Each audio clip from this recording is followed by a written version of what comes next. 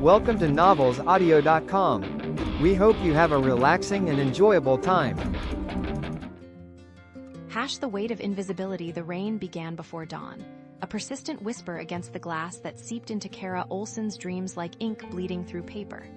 She woke to darkness, the clock on her nightstand glowing 4:47 a.m. in accusatory red numerals, and for a moment, just a moment, she allowed herself to forget. Forgot the studio apartment with its peeling wallpaper and the radiator that coughed like a dying man. Forgot the stack of unpaid bills tucked beneath her mother's photograph.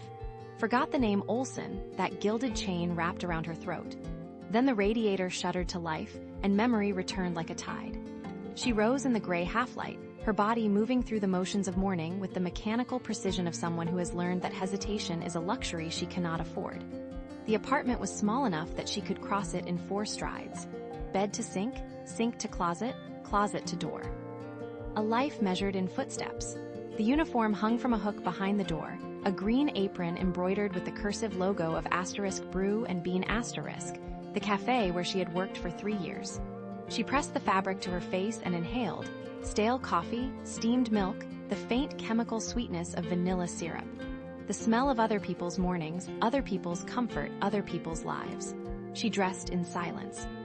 Alderwood in the rain was a city of mirrors.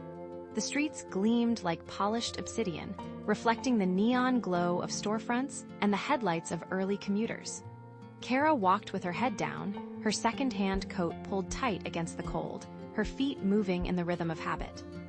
Past the shuttered boutiques, past the homeless man who slept in the doorway of the old bookstore, past the construction site where a new tower was rising. Another monument to money, another finger of glass and steel pointing toward a sky that never seemed to notice.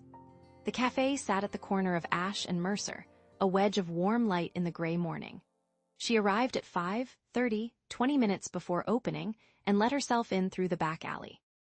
The lock was sticky. She had to jiggle the key, a small irritation that had become a ritual. Inside, the espresso machine gleamed like a copper god. She moved through the pre-opening routine with practiced efficiency. Fill the hopper, purge the lines, wipe down the counters, arrange the pastries in the display case. The motions were soothing in their predictability, a liturgy she had memorized by heart. By 6, the first customers arrived. Businessmen in suits that cost more than her monthly rent, their orders clipped and impatient. Women in cashmere who looked through her as if she were made of glass. She served them all with the same practiced deference, her voice soft, her smile automatic, her hands steady even when her heart was not. The morning rush came and went like a storm. She worked through it on autopilot, her mind drifting to the freelance project waiting on her laptop, a logo for a tech startup that would pay her $300 if she finished it by midnight. $300 that would keep the electricity on for another month, that would buy groceries, that would fill the prescription for her mother's medication that she could no longer afford to fill. Her mother. The thought arrived like a splinter, small and sharp and impossible to remove. She pushed it away, focused on the milk steaming beneath her hands, the hiss and roar of the machine. The door chimed at 9:47 a.m. Keira looked up, and her blood turned to ice. Keira Olsen swept into the cafe like a conqueror entering a fallen city. She wore a cream-colored coat that probably cost more than Keira's entire wardrobe, her blonde hair falling in perfect waves, her lips painted the color of blood. Behind her trailed 2 friends, the same ones who had laughed at Keira in high school, who had called her the maid's daughter * in voices loud enough to carry. Keira, Keira said, the name catching in her throat. Sister. Isla's smile was a blade. I'll have my usual. Extra shot, oat milk, no foam, and make sure it's hot this time. Last time it was * tepid *. Keira's hands trembled as she reached for a cup. She had learned over the years to expect Isla's cruelty the way one expects rain in April, inevitable, unwelcome, and impossible to stop. She prepared the drink with careful precision, her movements deliberate, her face a mask of professional composure. But inside, a quiet fury simmered. It always did these days. A low flame that she fed with every slight, every whisper, every memory of her mother's face in the hospital, pale and fading, the machines beeping their final apology. Isla took the cup, examined it, and then, with the casual grace of someone who has never known consequence, knocked the tray from Keira's hand. The crash was spectacular. Ceramic shattered against the floor, milk splattered across the tiles, and the cafe fell silent. Every eye turned to Keira, who stood frozen, her hands still raised as if holding something that was no longer there. "Oh dear," Isla said, her voice carrying. "How clumsy of you." Keira's face burned. She knelt, reaching for the shards, and felt the sting of broken porcelain against her palm. A thin line of blood welled up, red against her pale skin. Isla leaned down, her voice dropping to a whisper that only Keira could hear. "Still mopping floors, little ghost?" Keira said nothing. She could not speak. Her voice had retreated to some deep place inside her, a cave where she kept all the words she would never say. Isla straightened, laughed lightly, and swept out of the cafe with her entourage, leaving Keira on her knees among the ruins. The second shift began at 4, but Keira had a gap of 3 hours between her barista duties and her freelance work. She spent them in the public library, hunched over a laptop in the corner of a reading room that smelled of old paper and dust. The logo she was designing was for a company called *Lumina Ventures*, a name that suggested light, possibility, the future.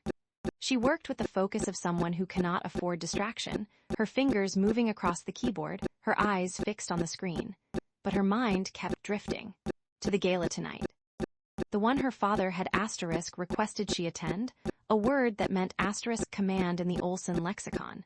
To the dress she had borrowed from a coworker, a navy blue thing that was 2 sizes too big. To the speech she would have to give, a few polite words about family unity, about the Olsen legacy, about everything she was not. Her mother's photograph watched her from the laptop case. A woman with kind eyes and tired hands, the same hands that had held Keira's when she was small, that had braided her hair, that had wiped away her tears. "I'm sorry, Keira thought. "I'm so sorry." She worked until her eyes burned, until the letters blurred on the screen, until a librarian came to tell her the building was closing. She saved her file, packed her bag, and stepped back into the rain. The Olsen estate sat on a hill overlooking Alderwood, a monument to wealth that had been built on the bones of something darker.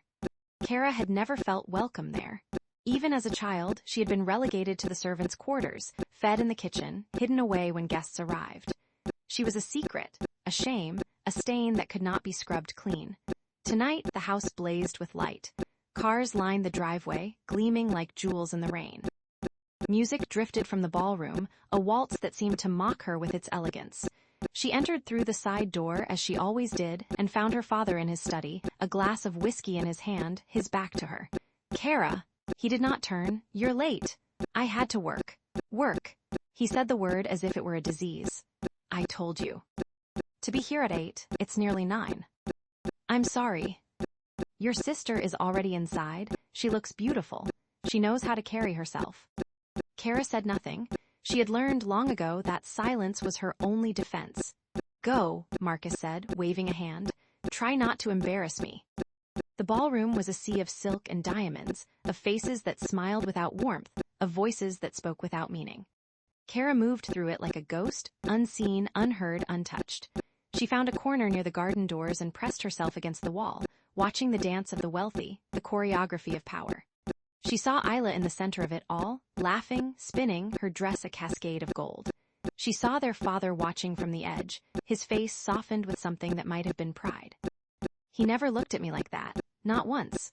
The thought was old, worn smooth by repetition. She pushed it away, reached for a glass of champagne from a passing tray, and drank. The hours passed like a slow death. It was Isla who found her, eventually, in the garden. The rain had stopped, leaving the wisteria dripping with silver beads, the air thick with the smell of wet earth and dying flowers. "Enjoying yourself, little ghost?" Keira turned. Isla stood at the edge of the terrace. Her dress glowing in the moonlight, her smile a slash of red. "Why are you here?" Keira asked. The champagne had loosened something in her chest, a wire that usually held her together.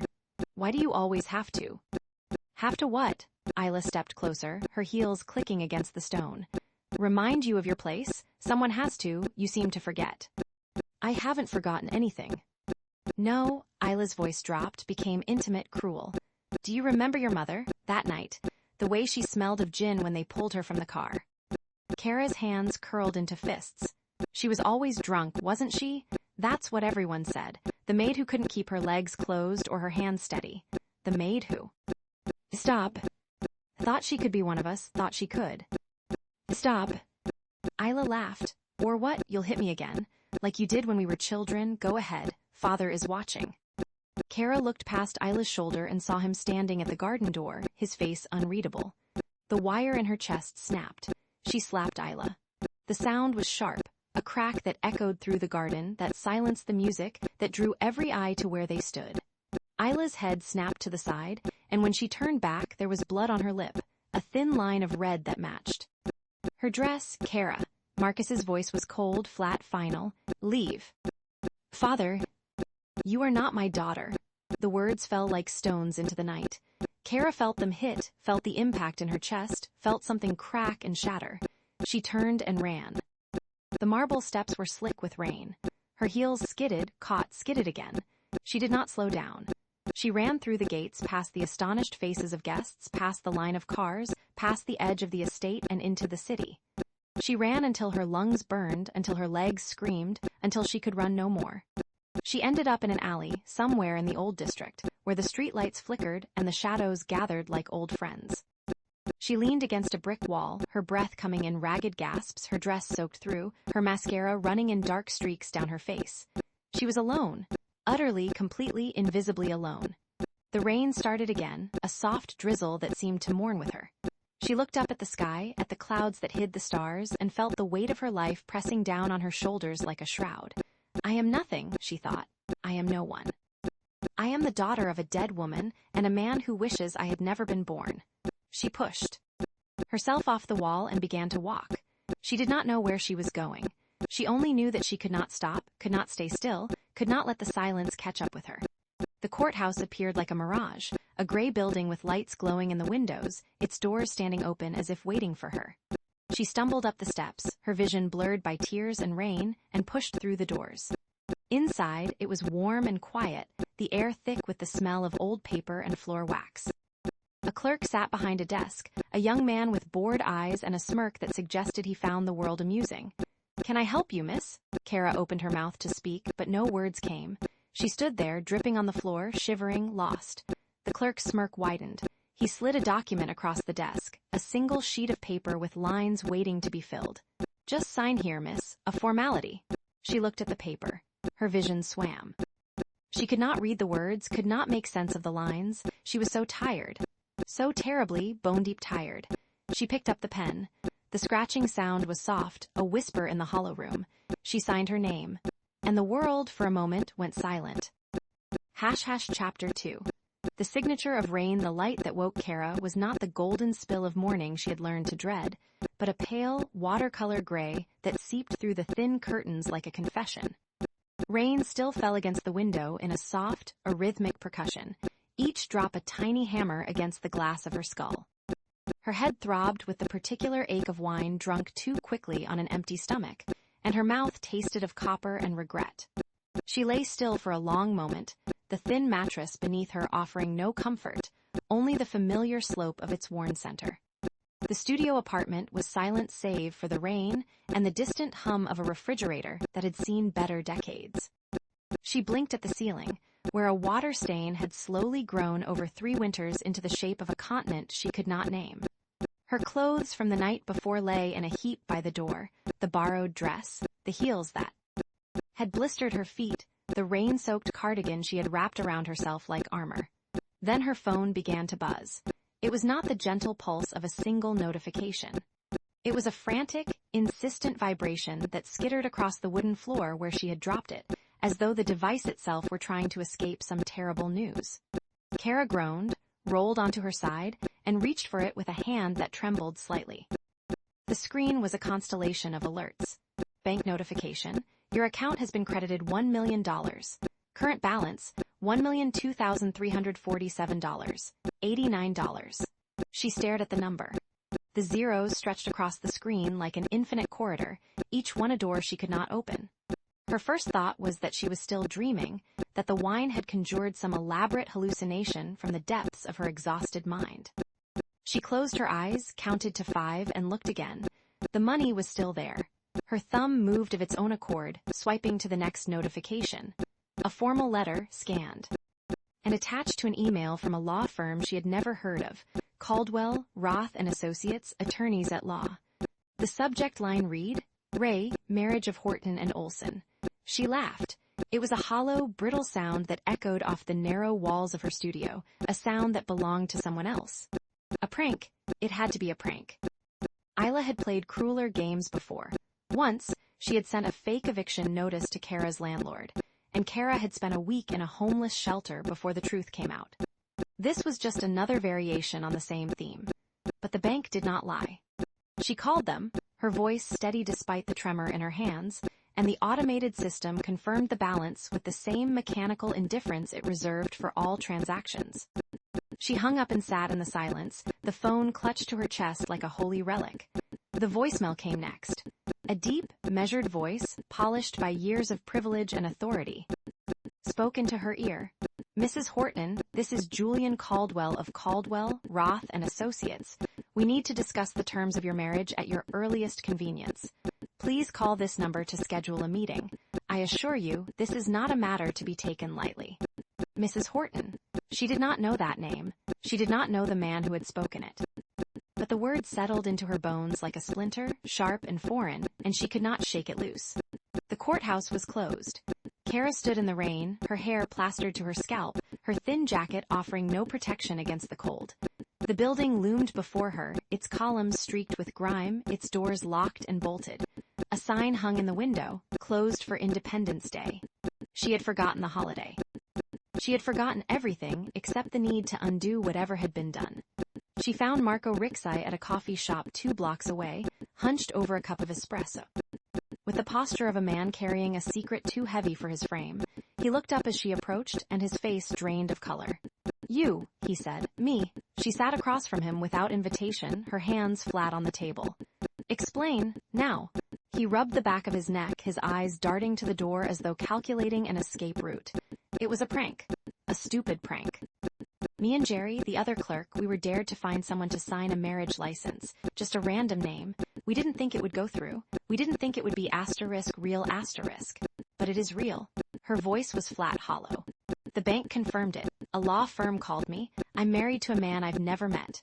Marco's face crumpled. "I'm sorry, I'm so sorry. We didn't know who Lewis Horton was until the next morning. We thought it was a joke name, something we made up.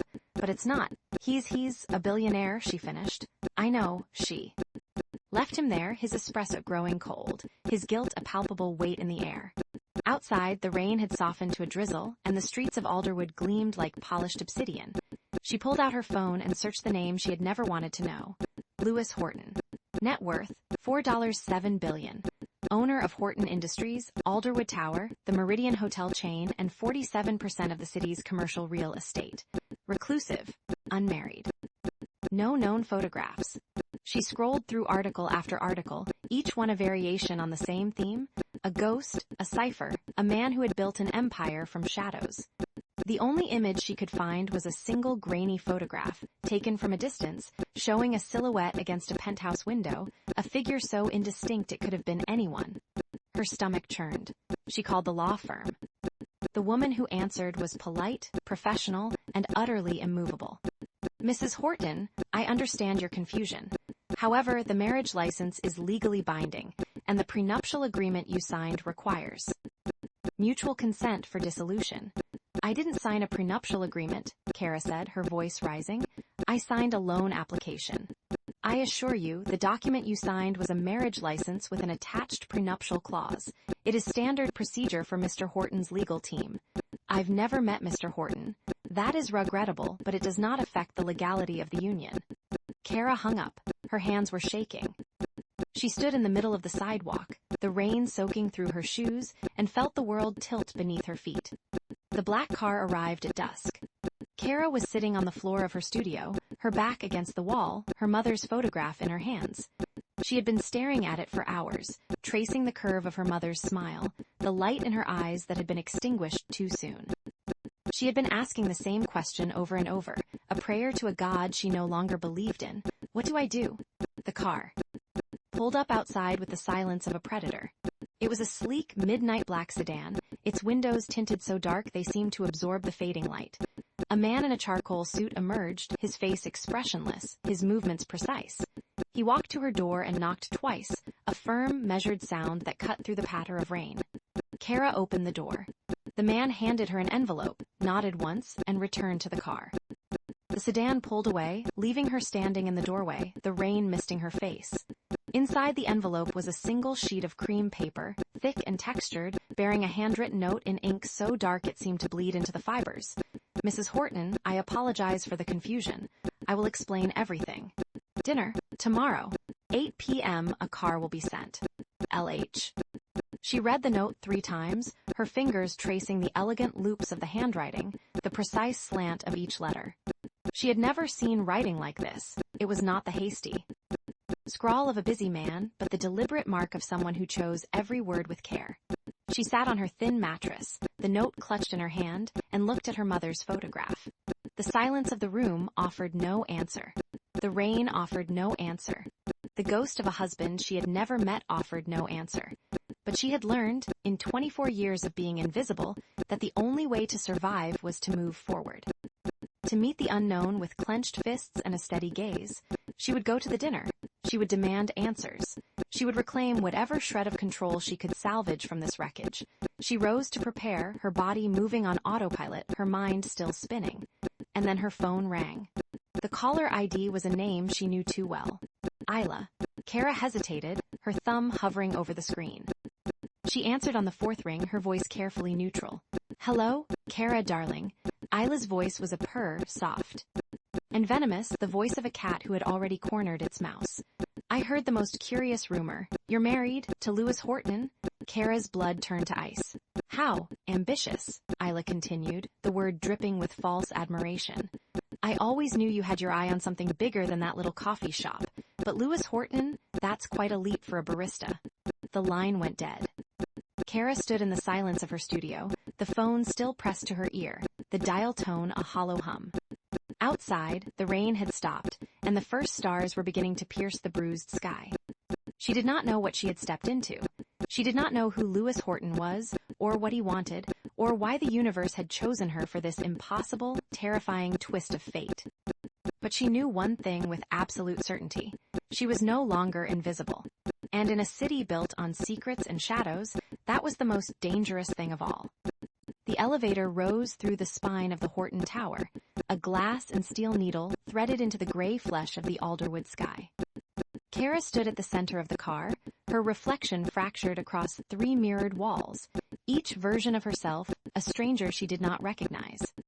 She had changed into the only dress she owned that was not stained with coffee or ink, a navy sheath she had bought at a thrift store 3 years ago, for a funeral she had not been allowed to attend. It still smelled of mothballs and rain.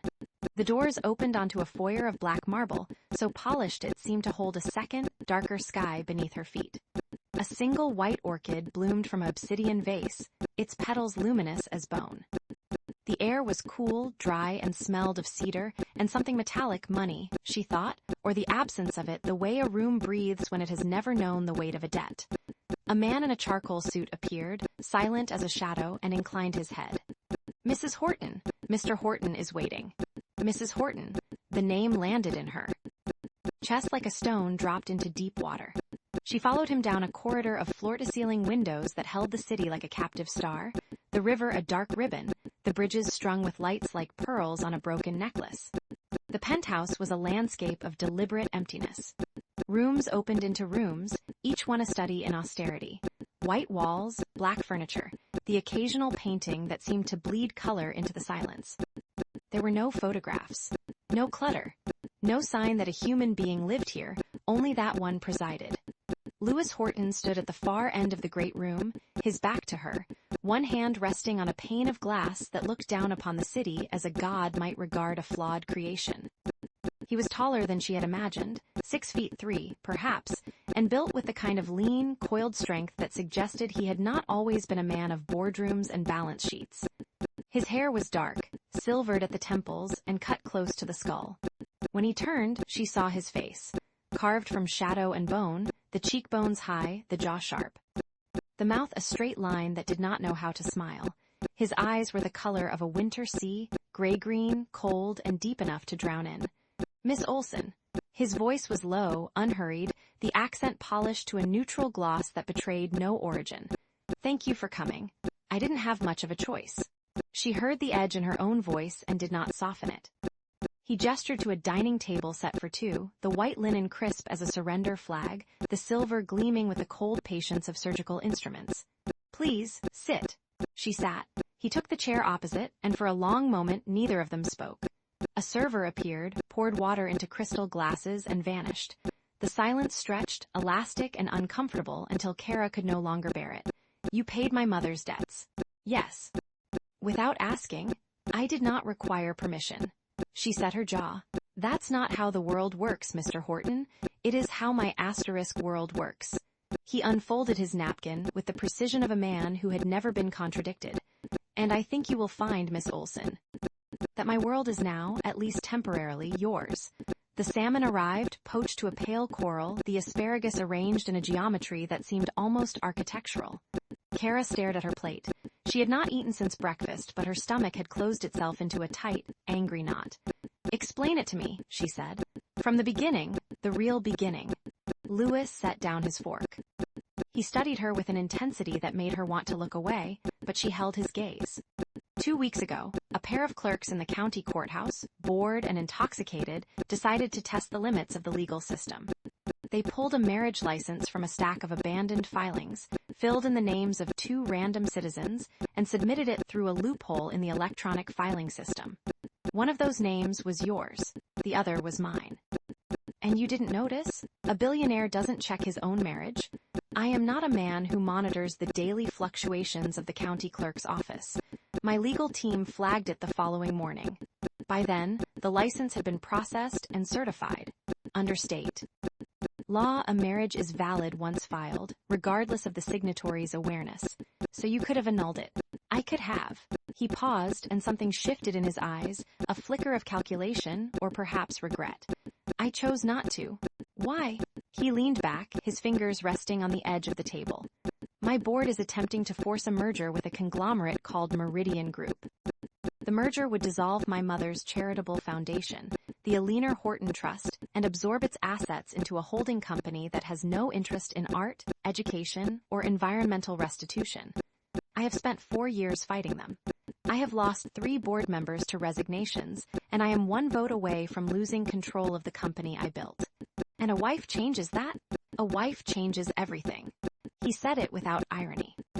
"The trust's charter contains a clause: in the event of my marriage, the foundation's governance transfers to my spouse until such time as the marriage is dissolved. It was my mother's provision, designed to prevent the board from seizing control through a forced merger. She did not trust them. She was right." Keira felt the pieces click into place, cold and inevitable. "You need me to be a placeholder. I need you to be a legal barrier, for 6 months. After that, the merger window will close, the board will be restructured, and you will be free to leave with your debts cleared, a trust fund of $5 million, and a divorce decree signed and sealed." She laughed, a sound without humor. $5 million, for 6 months of playing house.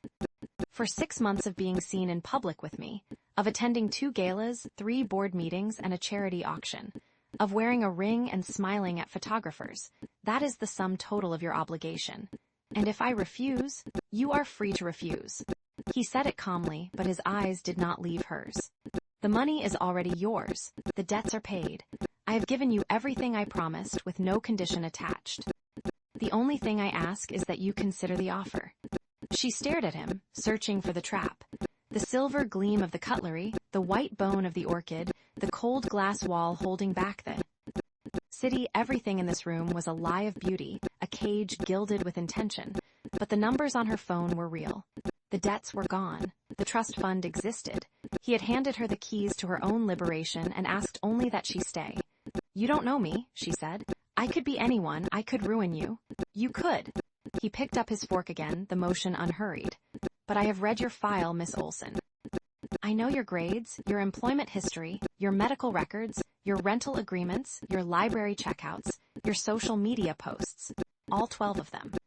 I know that you donate 3% of your income to a women's shelter, that you have never been late on a payment even when you could not afford food, that you still visit your mother's grave every Sunday, even though she died 12 years ago. I know that you are not a person who ruins other people." Her breath caught. The intimacy of his knowledge felt like a violation, but also, she hated to admit it, like a recognition. No one had ever looked at her closely enough to see those details. No one had ever cared. "You've been watching me." "I have been seeing you," he corrected, and the weight of the word made her skin prickle. "There is a difference." She looked down at her plate, at the salmon growing cold, at the asparagus arranged like a row of green soldiers. She thought of her mother's grave, the headstone she had saved for 3 years to afford. She thought of the studio apartment with the leaky faucet and the neighbor who played opera at 3 in the morning. She thought of Isla's laughter, sharp as glass, and her father's refusal to meet her eyes. 6 months, she said, and her voice came out smaller than she intended. 6 months. And I want it in writing. Every term, every exit clause, every penalty. He nodded, and for the first time something like warmth touched the edge of his mouth, not a smile, but the shadow of one. "I will have the documents delivered to your apartment by morning." He extended his hand across the table. She hesitated, then took it. His palm was warm, dry, calloused at the base of the thumb, a working man's hand, she thought, hidden inside a billionaire's sleeve. The grip was steady, and it lasted a beat longer than a business handshake should. When she pulled away, her fingers tingled. The rest of the dinner passed in a blur of small talk that was not small at all. He asked about her work at the coffee shop, her freelance clients, her favorite painters. She answered in monosyllables, still wary, still watching for the blade hidden in the velvet. He did not push. He simply listened, his attention absolute, as if every word she spoke was a rare manuscript he was committing to memory. At the door, he handed her a coat she had not brought, a cashmere wrap, charcoal gray, soft as a whisper. "The elevator is programmed to your floor. You can come and go as you please. No one will stop you." She wrapped the coat around her shoulders. It smelled like him, cedar, rain, something unnameable and ancient. "Thank you," she said, and meant it, though she was not sure what she was thanking him for. He inclined his head. "Good night, Miss Olsen." "Keira," she said, and the word surprised her. "If we're going to be married, you might as well use my name." His eyes caught the light, winter sea meeting a sudden shaft of sun. "Keira," he repeated, and the sound of it in his mouth was like a door opening. She turned and walked to the elevator. The doors slid open, and she stepped inside, her reflection fracturing across the mirrors. As the doors began to close, she caught a glimpse of a side table in the foyer, a small photograph in a silver frame. A woman with dark hair and a painter's smock, her face half-turned, laughing at someone off camera. The laugh was caught in the silver, frozen and luminous, and the woman's features were achingly familiar. Keira's breath stopped. The doors sealed shut. The elevator began its descent, and she was alone in the descending dark. The photograph burned into her memory like a brand. She knew that laugh. She had heard it in the lullabies her mother used to sing, in the half-remembered dreams of a childhood that had been stolen from her. The woman in the photograph was Horton, and she had her mother's eyes. Chapter 4. The Art of Invisible War. The penthouse was a mausoleum of glass and steel. Keira stood at the floor-to-ceiling windows on her first morning as a temporary resident, watching the city of Alderwood stir beneath a sky the color of bruised plums. The sweet Lewis had assigned her asterisk for appearances. His lawyer had emphasized, as if the word could sanitize the arrangement, was larger than her entire studio apartment. A California king bed draped in Egyptian cotton. A walk-in closet that smelled of cedar and possibility. A bathroom with heated floors and a tub that could swallow her whole. She had slept in her clothes, curled on the edge of the mattress like a trespasser. Now, at 6 in the morning, she pressed her palm against the cold glass and watched her breath fog the surface. Below, the coffee shop where she had worked for 3 years was a tiny speck, its neon sign flickering in the gray dawn. She wondered who was pulling the morning shift, whether anyone had noticed her absence, whether anyone cared. The door chimed, a soft, melodic note, and a woman in a charcoal blouse entered, pushing a rack of garments. "Good morning, Mrs. Horton. I'm Celeste, your stylist. Mr. Horton requested a wardrobe for the season's engagements." Keira turned. "I have clothes." Celeste's smile was gentle, apologetic. "These are the clothes you have now." What followed was a baptism by silk and chiffon. Celeste was efficient, kind, and utterly immovable. She measured Keira's frame with the precision of a surgeon, made notes on a tablet, and produced dresses that whispered against Keira's skin like promises she hadn't asked for. A crimson gown for the opera, a navy sheath for business lunches, a cascade of emerald velvet for the art gallery opening that evening. "The gallery opening," Celeste said, holding up the emerald dress, "is where you will be seen first. Mr. Horton is a silent partner in the gallery. Your presence matters. Your presence matters." The words felt foreign, a language Keira had never learned to speak. The gallery was called *Lumina*, a temple of white walls and curated light nestled in the city's oldest district. Keira had passed it 100 times on her walk to work, never daring to step inside.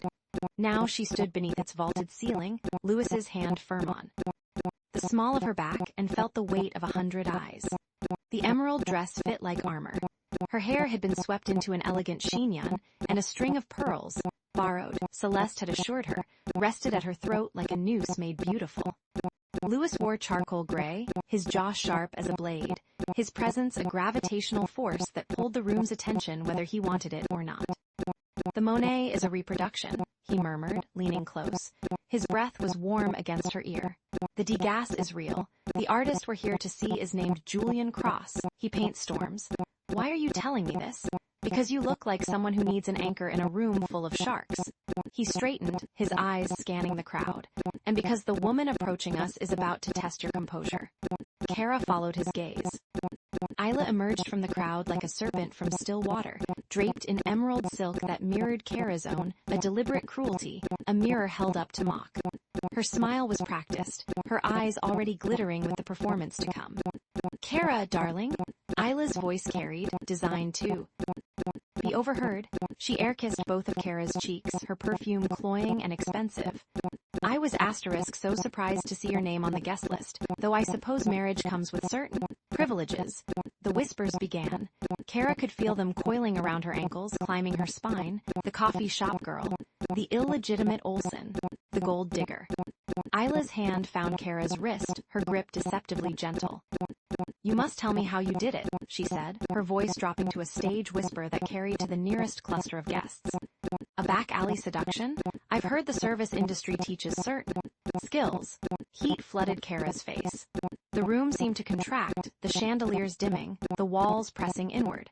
She opened her mouth to speak, but no words came, only the familiar paralysis of being seen and found wanting.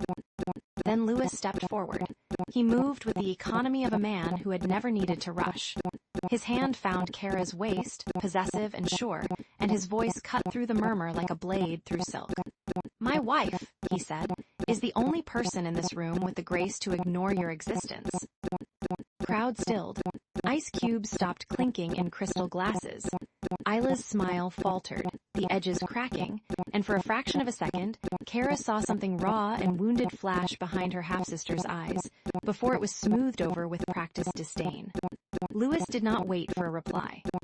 He guided Keira away, his hand never leaving her back, steering her through the parted sea of guests until they reached a quiet alcove draped in velvet curtains. Keira pulled free of his touch. "You knew she would be here." He did not deny it. "I knew she might be. You used me to humiliate her." Louis poured 2 glasses of champagne from a side table. His movements were unhurried, deliberate. "I used the opportunity. There is a difference." He handed her a flute, his fingers brushing hers. "Your half-sister has been trying to ruin my reputation for years. She is connected to people who want to see my company fall. Be careful, Keira. You are not just my wife, you are a target." The champagne was cold, the bubbles sharp on her tongue. She looked at him over the rim of the glass, searching for the lie-in. His eyes, she found only shadows. "Why did you defend me?" she asked. "If this is just an arrangement, you could have let her win that round. It would have made the divorce easier." Louis studied her for a long moment. The gallery's ambient light caught the silver threading through his dark hair, the lines around his mouth that spoke of years spent carrying weight he never shared. "Because she was wrong," he said finally. "And because I do not suffer liars." It was not a declaration of love. It was not even kindness. But it was the first honest thing he had said to her, and Keira found herself clutching it like a lifeline. She excused herself to find the restroom, though what she really needed was air. The gallery's corridors wound like arteries, each turn revealing another painting, another cluster of guests, another reminder that she did not belong here. And then she found the painting. It hung in a small, overlooked alcove near the back of the gallery, a seascape of turbulent gray waves, their crests tipped with white fury. The sky above them was bruised and violent, and at the center of the canvas, almost hidden in the foam, was a single human hand, reaching upward as if grasping for salvation. The signature in the corner made her heart stop. Eleanor Horton, Lewis's mother, the woman in the photograph on his desk, the woman who had died when he was 17, under circumstances no one would discuss. Keira stood before the canvas, transfixed. The waves seemed to move in the corner of her vision, the hand reaching. She felt an inexplicable pull, as if the painting were trying to tell her something, a message encrypted in brushstrokes, a secret buried in pigment and oil. "You look like her." The voice came from behind her, soft and worn like old leather. Keira turned. The man was elderly, his face a map of deep creases, his eyes kind and clouded with age. He wore a suit that had been expensive once, now faded at the seams. He held a cane, though he did not seem to need it.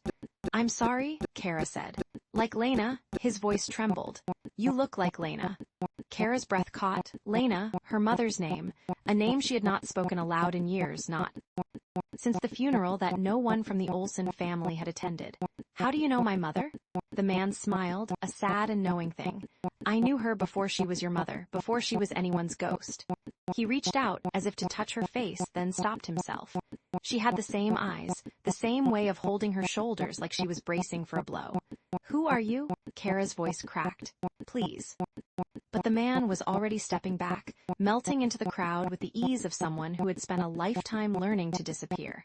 He paused at the edge of the alcove, his silhouette framed by the gallery's golden light. "Ask him about the diary," he said.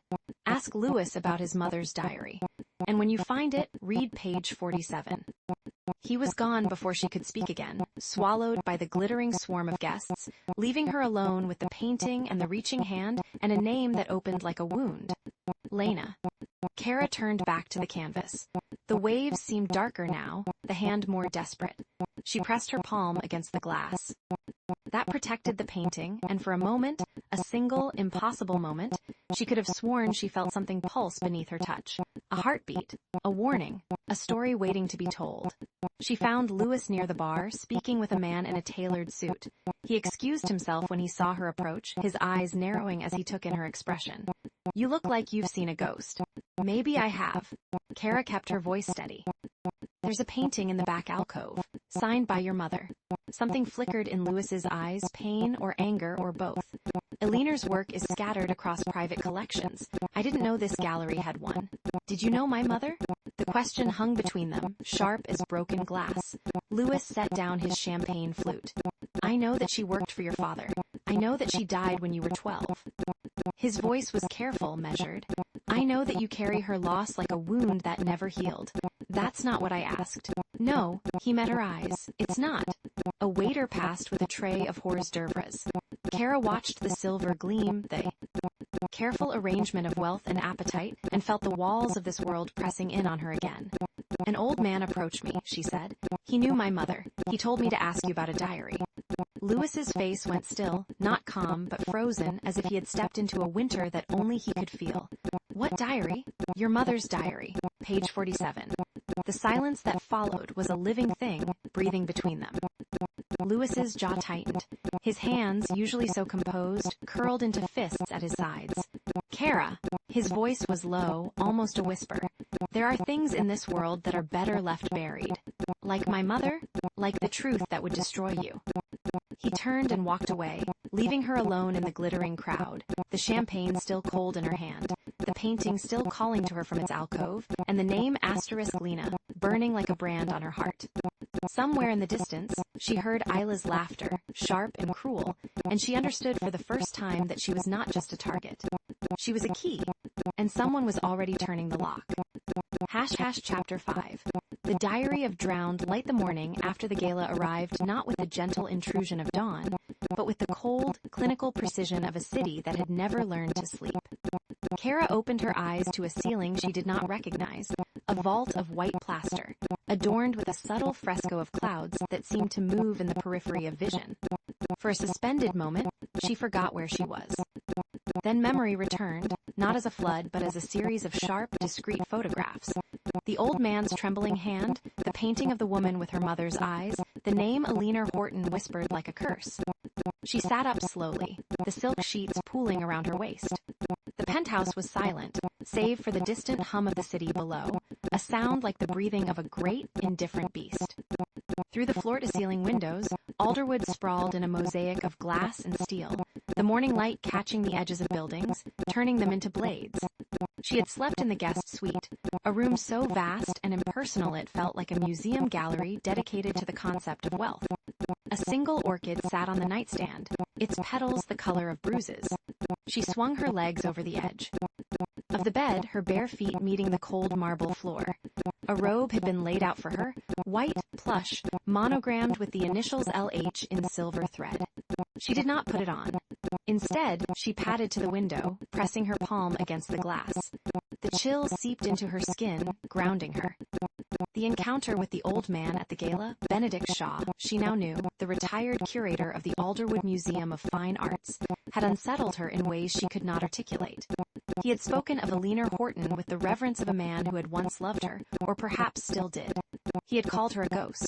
And then he had given Keira a name, Lena, her mother's name. Keira had not spoken that name aloud in years. It had been buried, like everything else about her childhood, beneath layers of survival and forgetting. But now it surfaced, unbidden, carrying with it the scent of lavender soap and the sound of a lullaby hummed off-key. She closed her eyes, and for a moment she was 12 again, standing in a hospital corridor, watching a nurse draw a sheet over a face that had once smiled at her. She opened her eyes. The city was still there, indifferent. She needed coffee. She needed to think. She needed to get out of this gilded cage that smelled of sandalwood and secrets. The penthouse was a labyrinth of corridors and rooms, each more opulent than the last. She passed a library with ceilings that soared into shadow, a conservatory filled with ferns and orchids, a kitchen that looked like it had been designed by someone who had never actually cooked. The coffee machine was a chrome monolith with more buttons than a cockpit. She pressed one at random, and it produced a cup of espresso that was, infuriatingly, perfect. But she did not drink it. Her feet had carried her, almost against her will, to a corridor she had not yet explored. At its end stood a door of dark walnut, its surface unadorned save for a brass handle shaped like a crescent moon. The door was slightly ajar, a sliver of darkness, an invitation or a trap. She should have turned back. She should have returned to her suite, called Alina, demanded answers. But the diary had already begun its work on her, though she did not yet know it. The name Alina Horton had lodged itself in her chest like a splinter, and she could not stop pressing on it. She pushed the door open.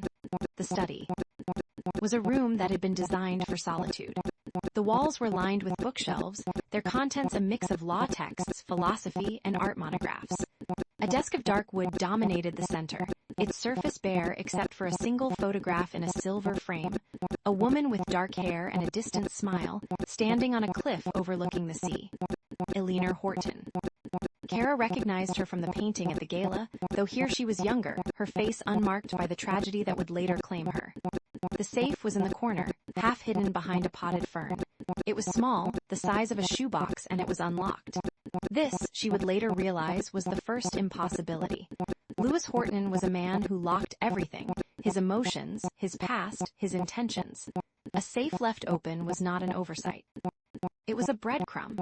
She knelt, her knees pressing into the Persian rug, and opened the safe. Inside, there was only one item, a leather-bound diary, its cover worn to a soft, suede-like texture, the pages yellowed with age. The name on the first page was written in ink that had faded to the color of dried blood. Alina Horton. Keira's hand trembled as she lifted it. The diary felt heavier than it should have, as if it contained not just words, but the weight of a life unlived. She sat down on the floor, her back against the desk, and opened it to the first entry. March 12, 1998, I saw her again today. She was in the garden, pruning the roses, her hands gloved in leather, her hair tied back with a ribbon the color of the sky. She did not see me watching from the window, and I am glad, for I do not think I could have borne the look in her eyes, that mixture of pity and longing that I have come to recognize as my own reflection. Her name is Lena. She is the maid. She is the most beautiful woman I have ever seen. Keira's breath caught. Her mother's name. Her mother's hands pruning roses. Her mother, who had never spoken of Billionaire Horton, who had carried her secrets to the grave. She turned the page, her fingers leaving smudges on the brittle paper. April 3, 1998, we spoke today. She was polishing the silver in the dining room, and I pretended to look for a book I had left behind. She smiled at me, and I forgot how to breathe. She told me she had a daughter, a girl named Keira. Who had her eyes? I told her I had never married, never wanted children. She looked at me then, truly looked, and I knew she understood. The air between us was charged with something I had never felt before. I wanted to reach out and touch her hand. I did not. I am a coward. Keira's eyes burned. She had to stop reading, to press the heels of her hands against her lids until stars bloomed in the darkness. Her mother had loved Billionaire Horton. And Billionaire had loved her back. This was not the story she had been told. This was not the narrative of a maid seduced by her employer, of a woman who died in disgrace. This was something else entirely. She read on, the entries becoming more fragmented, more urgent. June 21, 1998, we have a plan. Lena has found documents, hidden in Marcus's study, that link the Olsens and the Hortons to the chemical spill that poisoned the river. My father and her employer, they are the same monster, wearing different masks. We will expose them. We will burn their empire to the ground. She is afraid. I am afraid. But together, we are brave. July 14, 1998, they know. I saw Victor watching us from the window today. His eyes were cold, calculating. He knows about the documents. He knows about us. Lena is terrified. She wants to run. I told her we cannot. We must see this through. I have hidden the evidence where the sea meets the sky. Find it, my love, if I cannot. The final entry was dated August 2, 1998. 3 days before Billionaire Horton's body was found at the base of the cliffs, a suicide that had been accepted without question.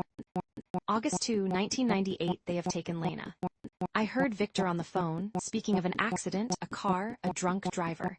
He thinks I cannot hear him, but I hear everything now. I am a ghost in my own home.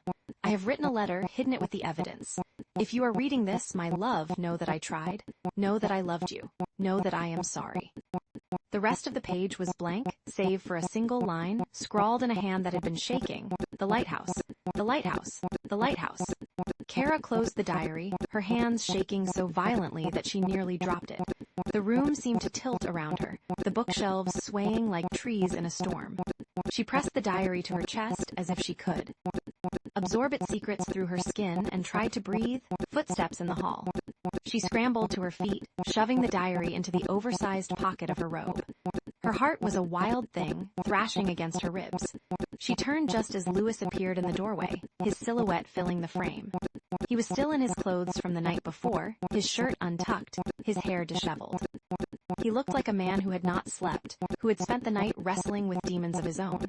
His eyes found the open safe, then the empty space where the diary had been, then her face. "You found my mother's study," he said. It was not a question. Keira lifted her chin. She would not cower. She would not apologize for stumbling into a truth that had been hidden from her for too long. "Who was Lena to your mother?" The color drained from his face. For a moment, he looked young, vulnerable, a boy who had lost his mother and had never recovered. The silence stretched between them, thick and suffocating. "Your mother," he said finally, his voice barely above a whisper, "was my mother's only friend, and the reason she is dead." The words hit her like a physical blow. She staggered, back, her hip catching the edge of the desk. "You knew," she breathed. "You knew who I was when you married me." He stepped closer, his hands raised as if to calm a frightened animal. "I knew your name, I knew your face. I did not know the full truth until after the marriage, when I had your background checked. I should have told you. I was a coward." "You married *me," she said, her voice rising. "You signed a contract that bound me to you, and you didn't think to mention that our mothers were." She stopped, unable to finish the sentence. "Lovers, conspirators, ghosts." "I was going to tell you," he said. "I was waiting for the right moment. There is no right moment for this." She backed away, her hand clutching the diary. I need to think. I need to get out of here. She turned and fled, her bare feet slapping against the marble floor. She did not look back. She could not bear to see the look on his face, the guilt, the desperation, the love that she was not ready to name. The elevator doors closed behind her, and she sagged against the wall, the diary pressed to her chest like a shield. The city scrolled past the glass walls. Indifferent and vast. She opened the diary again, flipping to the middle, searching for something she did not yet understand. A folded piece of paper fell out, fluttering to the floor of the elevator. She bent to pick it up, her fingers clumsy with adrenaline. It was a photograph, yellowed and creased, of two women holding hands. They were standing in a garden, the same garden from the diary, their faces young and radiant with a love that had no name. One was Eleanor Horton, her dark hair loose, her smile wide and unguarded. The other was Keira's mother, Lena. On the back, in Eleanor's elegant handwriting, our secret, our proof, our undoing. Keira's phone buzzed. She fumbled for it, her vision blurred with tears she had not realized she was crying. A text from an unknown number. You have the diary. Meet me at the old lighthouse. Come alone. Benedict Shaw. The elevator doors opened onto the lobby. Keira stepped out into the marble atrium, the diary in one hand, the photograph in the other, and the weight of a lifetime of secrets pressing down on her shoulders. Outside, the city gleamed in the morning light, beautiful and treacherous. And somewhere beyond the skyline, where the sea met the sky, a lighthouse stood waiting. Chapter 6. The gilded cage, the closet, was a cathedral of borrowed light, and Keira stood at its altar in her bare feet, watching a stranger take shape in the mirror. Celeste, the stylist, moved with the precision of a surgeon, her fingers skating over racks of gowns that whispered against each other like conspirators. She had the unnerving habit of speaking about Keira in the third person, as if she were a mannequin being dressed for a window display. She has the shoulders for a structured bodice. No, too severe. She needs softness, something that says born into money, not asterisk clawed her way out of the gutter asterisk. Keira said nothing. She had learned in the 3 weeks since signing that cursed document that silence was a kind of armor. Let them talk. Let them dress her. She would remain the still point in the turning storm. The gown Celeste finally chose was the color of midnight rain, a deep, bruised blue that caught the light in fractured patterns, like oil on water. It draped over Keira's body with the weight of a second skin, the silk so fine it seemed to breathe against her. The neckline plunged to a dangerous depth, and the back fell open to the curve of her spine, exposing the constellation of freckles she usually kept hidden beneath thrift store cardigans. Exquisite, Celeste breathed, stepping back to admire her work. You look like a ghost who has learned to wear flesh. Keira met her own eyes in the mirror. She looked elegant. She looked hollow. The woman staring back at her was a stranger wearing borrowed bones, and somewhere beneath the layers of silk and foundation and carefully applied blush, the real Keira Olsen was screaming. Louis arrived without announcement, which was his way. He filled doorways like he owned them, which technically he did. The penthouse, the building, half the goddamn city belonged to him, and he wore that ownership in the set of his shoulders, the slow blink of his eyes, the way he could stand perfectly still and still command every molecule of air in the room. He was wearing charcoal tonight, a suit cut so fine it seemed to absorb light rather than reflect it. His tie was the color of dried blood. His gaze, when it found her, was unreadable, a locked door with no handle on her side. You look, he said, and paused, as if the words were stones he had to swallow before speaking, like a painting I once saw in a gallery in Vienna. The subject was a woman who had been turned to glass. Is that a compliment? Keira asked, her voice steadier than she felt. I don't know yet. He stepped closer, and she caught the scent of him, cedar and rain and something burnt, like the memory of a fire. Are you ready? She wanted to say, no, I am not ready. I will never. Be ready. I am a barista who still has coffee grounds under her fingernails, and you are asking me to walk into a room full of wolves wearing a dress that costs more than my mother's funeral. Instead, she said, as I'll ever be. His hand brushed her wrist, a gesture so brief she might have imagined it, but the heat of his fingers lingered on her skin like a brand. The restaurant was called Eclat, which Keira later learned was French for asterisk burst of light or asterisk shattered glass, depending on the context. Both seemed appropriate. It occupied the top floor of the tallest building in Alderwood's financial district, a spire of glass and steel that pierced the night sky like a needle through silk. The walls were curved panels of obsidian, the floors polished marble shot through with veins of gold. Chandeliers hung like frozen waterfalls, scattering light across the faces of the city's elite. Men in suits that cost more than Keira's rent for a decade, women draped in jewels that could have fed a small country. She was seated at the head of a table that stretched like a silver river, Louis on her right and Benedict Shaw on her left. The attorney was a man carved from ice, silver hair, silver eyes, a smile that never reached his pupils. He smelled of expensive cologne and old secrets. "Miss Olsen," he said, and the name was a deliberate slight, a reminder that she did not belong here, that her name was not yet Horton and might never be. "Tell me about your family." She lifted her wine glass, the stem cool and fragile between her fingers. "I'm sure you already know everything there is to know." "Indulge me." Keira set the glass down, untouched. "My father is Marcus Olsen. He owns a shipping company that is currently hemorrhaging money. My mother was his maid. She died when I was 12. I have a half-sister, Isla, who has made it her life's mission to remind me that I am the stain on the family linens." Benedict's smile widened, and it was the most terrifying thing she had seen all night. "And how do you feel about your father?" "I feel," she said carefully, "that he is a man who has spent his entire life collecting debts he will never be able to pay." Interesting choice of words. Benedict leaned back, his chair creaking like a confession. "Because Louis's father, Victor Horton, was also a man who collected debts, and I have reason to believe that your family's histories are more intertwined than you realize." Keira's blood went cold. She felt it in her fingertips first, a numbing spread that crept up her arms and settled in her chest like a stone. "What do you mean?" But before Benedict could answer, Louis's hand found her wrist beneath the table. His grip was firm, grounding, a silent command. "Do not engage. Do not let him see you bleed." "He means nothing," Louis said, his voice smooth as glass over gravel. Benedict enjoys the sound of his own voice. It's a tragic flaw. Benedict's smile flickered, and for a moment, Keira saw something dark pass behind his eyes.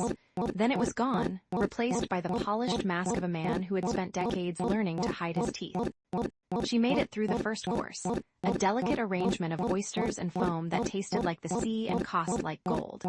She made it through the second course, a fillet of fish so tender it dissolved on her tongue. She made it through the toasts and the speeches and the careful, probing questions from the strangers at the table, all of whom wanted to know the same thing. "Who are you, and how did you catch a man like Louis Horton?" She gave them polished answers, rehearsed in the mirror of her borrowed bathroom. "We met at a coffee shop. He was kind to me. It was whirlwind. It was fate." The lies tasted like ash. And then, just as she thought she might survive the night, Isla appeared. She materialized at the edge of the table like a ghost called forth by a curse, her blonde hair swept into an elaborate knot, her gown a slash of crimson that screamed for attention. She was flanked by two men in dark suits, private security. Keira realized the kind that cost more than most people's mortgages. "Sister," Isla said, and the word was a blade. "How lovely to see you looking so polished. I almost didn't recognize you without the barista apron." The table went silent. Forks paused midair. Eyes turned toward Keira like searchlights. She felt the weight of them, the hunger. They wanted a scene. They wanted blood. "I could say the same," Keira replied, her voice steady despite the trembling in her hands. "I almost didn't recognize you without a camera crew. Did you forget to bring your own paparazzi tonight?" Isla's smile sharpened. She leaned in close, her breath hot against Keira's ear, and whispered, "My father has hired a private investigator. He's going to dig up every ugly thing you've ever done, every dirty secret you've ever buried. By the time he's finished, Louis Horton will be begging for an annulment, and you'll be back in your little rat-infested studio, serving lattes to people who never even see your face." She pulled back, her eyes glittering with triumph. "Enjoy the gilded cage while it lasts, Keira. It's about to become a very small coffin." Then she was gone, a slash of red disappearing into the crowd, her laughter trailing behind her like shattered glass. Keira excused herself before the third course. She made it to the restroom by sheer force of will, her heels clicking against the marble floor like a countdown. The door swung shut behind her, and she collapsed against the sink, her breath coming in ragged gasps that echoed off the gold-veined walls. The woman in the mirror was a stranger. Elegant, hollow, a ghost wearing a midnight gown. She turned on the faucet, the water cold and shocking against her wrists. She pressed her palms to her eyes and tried to remember how to breathe. The $1 million in her account felt like blood money. The dress felt like a shroud. Every piece of jewelry Lewis had given her felt like a chain. "You are a pawn," a voice whispered in the back of her mind. "You have always been a pawn. First to your father, now to a man you barely know. You will never be anything more." She was still standing there, trembling, when the door opened. Lewis stepped inside, and the sight of him in a women's restroom was so absurd that she almost laughed. He looked out of place, too large, too sharp, too *real for the gilded cage he had built around her. "Are you all right?" he asked, and the question was so simple, so unexpected, that she felt the tears threaten to break free. "No," she said, "I am not all right. I am standing in a bathroom that costs more than my entire apartment, wearing a dress I cannot afford, about to be destroyed by my own family, and I don't even know why you chose me." He was silent for a long moment.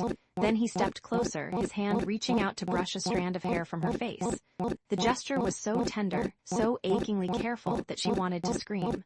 "Marcus has already contacted the press," he said quietly.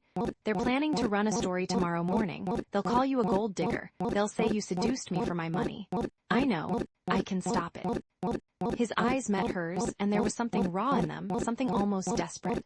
"I can announce our marriage as a love match. I can give them a narrative they cannot tear apart, but I need you to agree." She stared at him. "You want me to lie. I want you to survive." The words hung between them, heavy and sharp. She thought of her mother, of the way she had died alone and disgraced. She thought of her grandfather, rotting in a prison cell for a crime he did not commit. She thought of all the years she had spent as a ghost, invisible and unwanted. And she thought of the way Lewis's hand felt on her wrist, warm and steady, like an anchor in a storm. "One truth," she said. "Give me one truth in return." His jaw tightened. "What do you want to know?" "Why me?" she asked. "Out of everyone in the world, why did you choose me?" He looked at her for a long, agonizing moment. Then he said, his voice barely above a whisper, "Because you were the only one who didn't want my money." The lie hung between them like smoke, curling and spreading until it filled the room. She knew it was a lie. She could feel it in her bones, in the way his eyes flickered when he spoke, in the way his hand tightened on hers like he was afraid she would slip through his fingers. But she nodded anyway, because what else could she do? "Fine," she said. "Let's go tell them our love story." She returned to the dinner with her hand in his, and she smiled for the cameras as Lewis announced their whirlwind romance. She watched Isla's face drain of color, watched Benedict's smile freeze into something brittle, watched the room transform from a court of judgment into a theater of applause. She felt the weight of the performance, the suffocating pressure of a role she had never auditioned for. But beneath it, buried deep in the hollow of her chest, she also felt a strange, illicit thrill. For the first time in her life, she had power. For the first time, someone had chosen her. The penthouse was silent when they returned, the city lights glittering through the floor-to-ceiling windows like 1,000 distant stars. Lewis disappeared into his study without a word, and Keira retreated to her room, her body aching. With exhaustion, she found the journal on her pillow. It was bound in worn leather, the pages yellowed with age. A note was tucked inside, written in a hand she did not recognize. "She wanted you to know." Her fingers trembled as she opened the cover. A photograph fell out, 2 women, arms entwined, laughing at something just out of frame. One was her mother, Lena, young and beautiful and alive, her eyes bright with a joy Keira had never seen. The other was a woman with dark hair and sharp cheekbones, her smile crooked and knowing. Eleanor Horton. On the back, in her mother's handwriting, "Our secret forever." Keira's breath caught in her throat. She turned the photograph over, her eyes tracing the lines of their faces, the way they leaned into each other like they were the only 2 people in the world. And beneath the photograph, on the first page of the diary, a single sentence: "I am in love with Lena Olsen, and I think she loves me too." The world tilted. The room spun. Keira pressed her hand to her mouth, the diary trembling in her lap as the first page of Alina Horton's secret life unfolded before her. And somewhere in the penthouse, in a room filled with shadows and silence, Lewis Horton sat alone, staring at a photograph of his mother, and wondering if Keira would ever forgive him for the truth he had yet to tell. The gray hour before dawn had no color, only the memory of it, a bruised violet bleeding into charcoal, the world suspended in that breathless moment between night and day. Keira sat cross-legged on the bed in Lewis's penthouse, the sheets pooled around her like a shroud, and held Alina Horton's diary in her hands. The leather was cracked, the spine broken in 3 places, as if someone had once tried to snap it in half. The pages were brittle as dead leaves, their edges flaking against her fingertips. She had found it in a hidden compartment of a desk in the penthouse library, behind a false drawer that had snagged her sleeve when she'd reached for a paperclip. A sign, she thought now, or a trap. The first entry was dated 15 years ago, October 12. The rain has not stopped for 6 days. Victor says I am imagining things, that the river is merely high. But I saw it last night, the slick of chemical rainbow on the water, the way the fish floated belly up near the dock. I took samples. I hid them in the root cellar. Lena says we must be careful. She says Marcus watches everything. Keira's breath caught. Lena. Her mother's name, written in a stranger's hand, a hand that had touched paper in the same room where Keira now sat, reading by the dim glow of a single lamp. The intimacy of it was obscene. She turned the page. October 19. Lena came to the gate today. She was trembling. Marcus had struck her for the 3rd time this month. She showed me the bruise on her ribs, shaped like a boot. I wanted to drive to the Olsen estate and kill him with my bare hands. Victor laughed when I told him. He said, "The river takes what it wants, Alina. Let it take Marcus." I don't know what he meant. I don't want to know. Keira's throat tightened. Her mother had never spoken of Marcus's violence. She had only ever said, "Your father is a complicated man." A lie wrapped in silk, the same silk that had been used to strangle her memory. She read on, the hours bleeding together, the lamp casting long shadows that seemed to breathe. November 3, I am in love with her. There, I have written it. A fire in a coal mine, beautiful, dangerous, impossible. Lena laughs when I say this, but I see the fear in her eyes. We have a plan. We will expose Victor and Marcus. I have the documents. She has the testimony of the engineer, her father. He is willing to speak. But Victor has men everywhere. I am. Afraid, Lena, I am so afraid. The word asterisk father struck Keira like a physical blow, her grandfather. The engineer who had died in prison, branded a criminal, his name scrubbed from every record. She had been told he was a drunk, a man who had ruined his own life. Another lie. She flipped forward, her hands shaking. November 14. Victor found the documents. He did not confront me. He simply smiled at dinner and said, "The river is patient, Alina. I have hidden the evidence in a place he will never think to look. I am writing this in the dark by candlelight because Victor has removed the bulbs from my study. He says I am spending too much time in the dark. He says it suits me." The entries grew shorter, more frantic. November 20. Lena did not come to the gate today. I waited 3 hours. I called the Olsen house. Marcus said she was ill. I do not believe him. November 22. I have not slept. I dream of the river. I dream of Lena's hands reaching up through the water, pale as milk, grasping for the surface. Victor watches me from the doorway. He does not blink. November 25. Tomorrow, Lena and I will. The diary ended there. The rest of the page was water-stained, the ink blurred. Into illegible blue ghosts. Keira turned it over, hoping for a hidden message, a final line, but there was only the rough texture of paper that had been soaked and dried, as if someone had wept over it for years. She closed the diary and pressed it to her chest, her heart a frantic drum. The room was cold. The city outside was still gray, the first hints of gold bleeding through the clouds. She reached for her phone and dialed Alina. It rang once, twice, 3 times. Keira.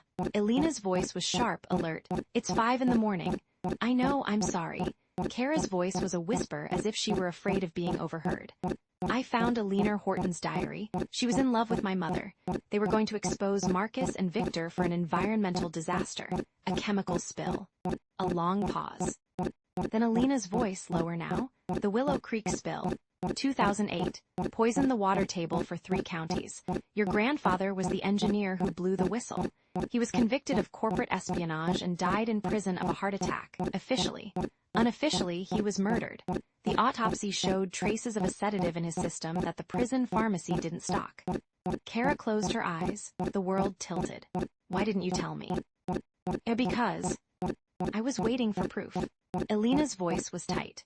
And because Lewis Horton's security team has been monitoring your phone since the day you signed that marriage license. They're good, but I'm better. I've been routing my calls through a proxy server in Zurich, but Keira, be careful. If Lewis knows you have that diary, he already knows. Keira looked toward the door of the bedroom, which was slightly ajar. The hallway beyond was dark. I'm going to confront him. Keira, wait, she hung up. The penthouse was silent, the kind of silence that felt alive, breathing, waiting. Keira padded barefoot through the hallway, the diary clutched in one hand, her phone in the other. The marble floors were cold against her soles. The walls were lined with art, Elena's art, she now realized, paintings of rivers and women with their backs turned, faces hidden as if they were always about to disappear. Lewis's study was at the end of the hall. The door was open. He was sitting at his desk, his back to her, staring at a screen that cast blue light across his face. He did not turn when she entered. I found the diary, she said. His shoulders stiffened. A long moment passed. Then he turned, and she saw the exhaustion in his face. The dark circles, the hollow cheeks, the way his hands gripped the armrests of his chair as if he were holding himself together. I know, he said. You knew I would find it. I knew you would look. He stood slowly as if his bones ached. I knew the moment you walked into this penthouse that you would not stop until you had every answer. You are not a woman who accepts shadows, Keira. You are a woman who demands light. Don't flatter me. She stepped forward, holding up the diary. Your mother was in love with mine. They were going to expose your father and mine. And then your mother died, officially a suicide, and my mother died in a car accident that was ruled drunk driving. My mother didn't drink. She couldn't even stand the smell of wine. Lewis's jaw tightened. I know. You knew all of this. I discovered the diary after my mother's death. I was 15. I read every word. I hid it in the desk because I could not bear to destroy it, and I could not bear to look at it. He took a step toward her, his hands raised, palms open. I have spent 20 years trying to find the evidence to clear your grandfather's name. I have hired private investigators. I have bribed former employees of my father's company. I have. File, Keira. A thick file, full of testimony and photographs and bank records that prove Marcus and Victor orchestrated the spill and framed your grandfather. Then, why haven't you released it? Because it would destroy the Horton name. It would destroy my mother's legacy. It would destroy everything I have built. His voice cracked. I was a coward. I wanted to protect the memory of the only person who ever loved me. I wanted to protect you from the poison of this family. The poison is already in my blood, she said, echoing his words from their earlier conversation. You said that yourself. He flinched. I know. Show me the file. He studied her for a long moment, his eyes unreadable. Then he crossed to the far wall where a painting of a river hung, a dark, churning river, the water thick with shadow. He pressed a corner of the frame, and the painting swung open, revealing a safe embedded in the wall. Keira watched as he dialed the combination. His hands were steady, but his breathing was shallow. The safe opened with a soft click. Inside was a stack of letters, bound with a faded ribbon. Lewis pulled them out and held them out to her, his arm extended as if offering a surrender. These are from your mother to mine, he said. I found them in my father's safe after he died. He kept them, I don't know why, perhaps as trophies. Keira took the letters. Her hands were trembling. The ribbon came undone easily, as if it had been waiting for her touch. The first letter was dated a month before her mother's death. My dearest Elena, Marcus has become more violent. He knows something, though he will not say what. I am afraid for myself, but more afraid for Keira. She is only 12. She does not understand why her father looks at her with such coldness. I have tried to protect her, but I am running out of time. If I disappear, know that I loved you. Burn this. Keira's knees buckled. She sank to the floor, the letters scattering around her like fallen leaves. Lewis knelt beside her, his hand hovering near her shoulder, not quite touching. I have loved you since I saw your face in the marriage file, he said, his voice breaking. I was a coward. I wanted to protect you from this poison, but I see now that the poison is already in your blood. She looked up at him, her vision blurred with tears. You should have told me. I know. You should have trusted me. I know. His hand finally touched her shoulder, light as a breath. I am asking you to trust me now. Work with me. We We will expose them together. I have resources. I have evidence. I have a team of lawyers who are loyal to me, not to the Horton name. We can clear your grandfather's name. We can bring Marcus and Victor's crimes to light. We can. Stop. She pressed her palm against his chest, feeling the rapid beat of his heart beneath the expensive fabric of his shirt. Stop making promises. Just tell me the truth. From now on, no more secrets. He nodded, his eyes wet. No more secrets. She allowed him to pull her to her feet. She allowed him to lead her to the bedroom, where he helped her into bed, pulling the covers up to her chin as if she were a child. He lay down beside her on top of the covers, a careful distance between them. They did not touch. They did not speak. But Keira felt the weight of his presence, solid and warm, and she did not tell him to leave. She dreamed of her mother's laughter, bright and unguarded, the way it had sounded before the accident. She dreamed of a river, dark and churning, and two women standing on its banks, their hands clasped, their faces turned toward the water. Then the river turned to fire. She woke with a gasp, her heart pounding. The room was gray with early morning light. Louis was still beside her, his eyes closed, his breathing even. Her phone buzzed on the nightstand. She reached for it, her fingers clumsy. The screen glowed with a text from an unknown number. A photo. Her childhood home, the small house where she had lived with her mother, the house she had left behind when Marcus had taken her in. It was reduced to a pile of smoldering ash, the roof collapsed, the walls blackened. The caption beneath it read, "You should have stayed a ghost." Keira dropped the phone as if it had burned her. Louis stirred, his eyes fluttering open. "What is it?" She could not speak, she could only point. He picked up the phone, his face hardening as he read the message. He looked at her, and in his eyes she saw the thing she had feared most. Not anger, not grief, but a cold, terrible certainty. "They know," he said. "They know you have the diary. They know you have the letters, and they are coming for you." Outside, the sun rose over Alderwood, painting the sky in shades of gold and rose, as if the world had not just ended. The rain had not stopped for 3 days. It fell in sheets over Alderwood, turning the city's gilded edges to rust, washing the grime of its forgotten districts into the gutters, where stray dogs and broken men huddled for warmth. Keira watched it streak down the car window, her reflection a ghost layered over the blur of neon and wet asphalt. Beside her, Louis drove with one hand on the wheel, the other resting on the gearshift, his knuckles white. He had not argued when she told him she was going back to the house. He had simply nodded, grabbed his coat, and said, "Then we go together." She had not thanked him. She could not find the words. The house had been a mausoleum long before the fire. A narrow Victorian on the edge of a neighborhood that had once been respectable, then merely tired, now surrendered to rot. Her mother had bought it with the last of her savings after the scandal broke, after Marcus Olsen had thrown her out like a soiled handkerchief. Keira had grown up in its drafty rooms, learning to read by the light of a single lamp, learning. To be small, to be silent, to be nothing. The fire had taken it 6 months ago, an electrical fault, the report said. Keira had always suspected otherwise. Now, as Louis pulled the car to a stop at the curb, she saw that the fire had done what time could not. It had made the house honest.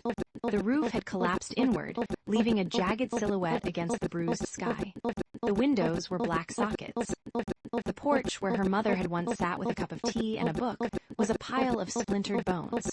The smell of wet ash hit her before she even opened the door, acrid, deep, the scent of loss made tangible. "Stay behind me," Louis said, his voice low. He stepped out first, scanning the street with the practiced vigilance of a man who had learned to see threats in shadows. Keira followed, her boots crunching on a layer of debris that had once been someone's life. She had not been back since the fire. She had told herself it was because there was nothing worth saving. That was a lie. She had been afraid to find that her mother S. Memory had been reduced to this, ash and twisted metal and the skeletal remains of a rocking chair. She was afraid to confirm what she already knew, that she had failed to protect the only person who had ever loved her. "The main floor is unstable," Louis said, his hand on her arm. "We'll start from the back, work our way in. My team is sweeping the perimeter." She nodded, not trusting her voice. They entered through what had been the kitchen. The linoleum had melted into black pools. The refrigerator lay on its side, its door open, its contents a charred, unrecognizable mess. Keira knelt, her fingers brushing through the debris, finding nothing but fragments, a melted spatula, a shard of glass that had once been a vase, a photograph so burned that only the edge of a smile remained. She picked it up, and her heart cracked. It was her mother, Lena, standing in this very kitchen, holding a birthday cake with a single candle. The year was impossible to tell. The smile was everything. Keira. She looked up. Louis was standing by what had been the pantry, his hand pressed against a section of wall that had somehow survived the flames. There's a seam here, behind the drywall. She rose, her knees aching, and joined him. He was right. The wall had been patched poorly, the paint a slightly different shade of white. She remembered, suddenly, a night when she was 8 years old, her mother waking her at midnight, whispering that they were hiding something precious. For when you're older, my love, for when you need the truth. Help me, she said. They worked together, pulling away the charred plaster, their hands blackening. Louis used a crowbar from his trunk, prying open the cavity. Inside, wrapped in a plastic bag that had melted and fused to the contents, was a metal box. Fire-scarred, warped, but intact.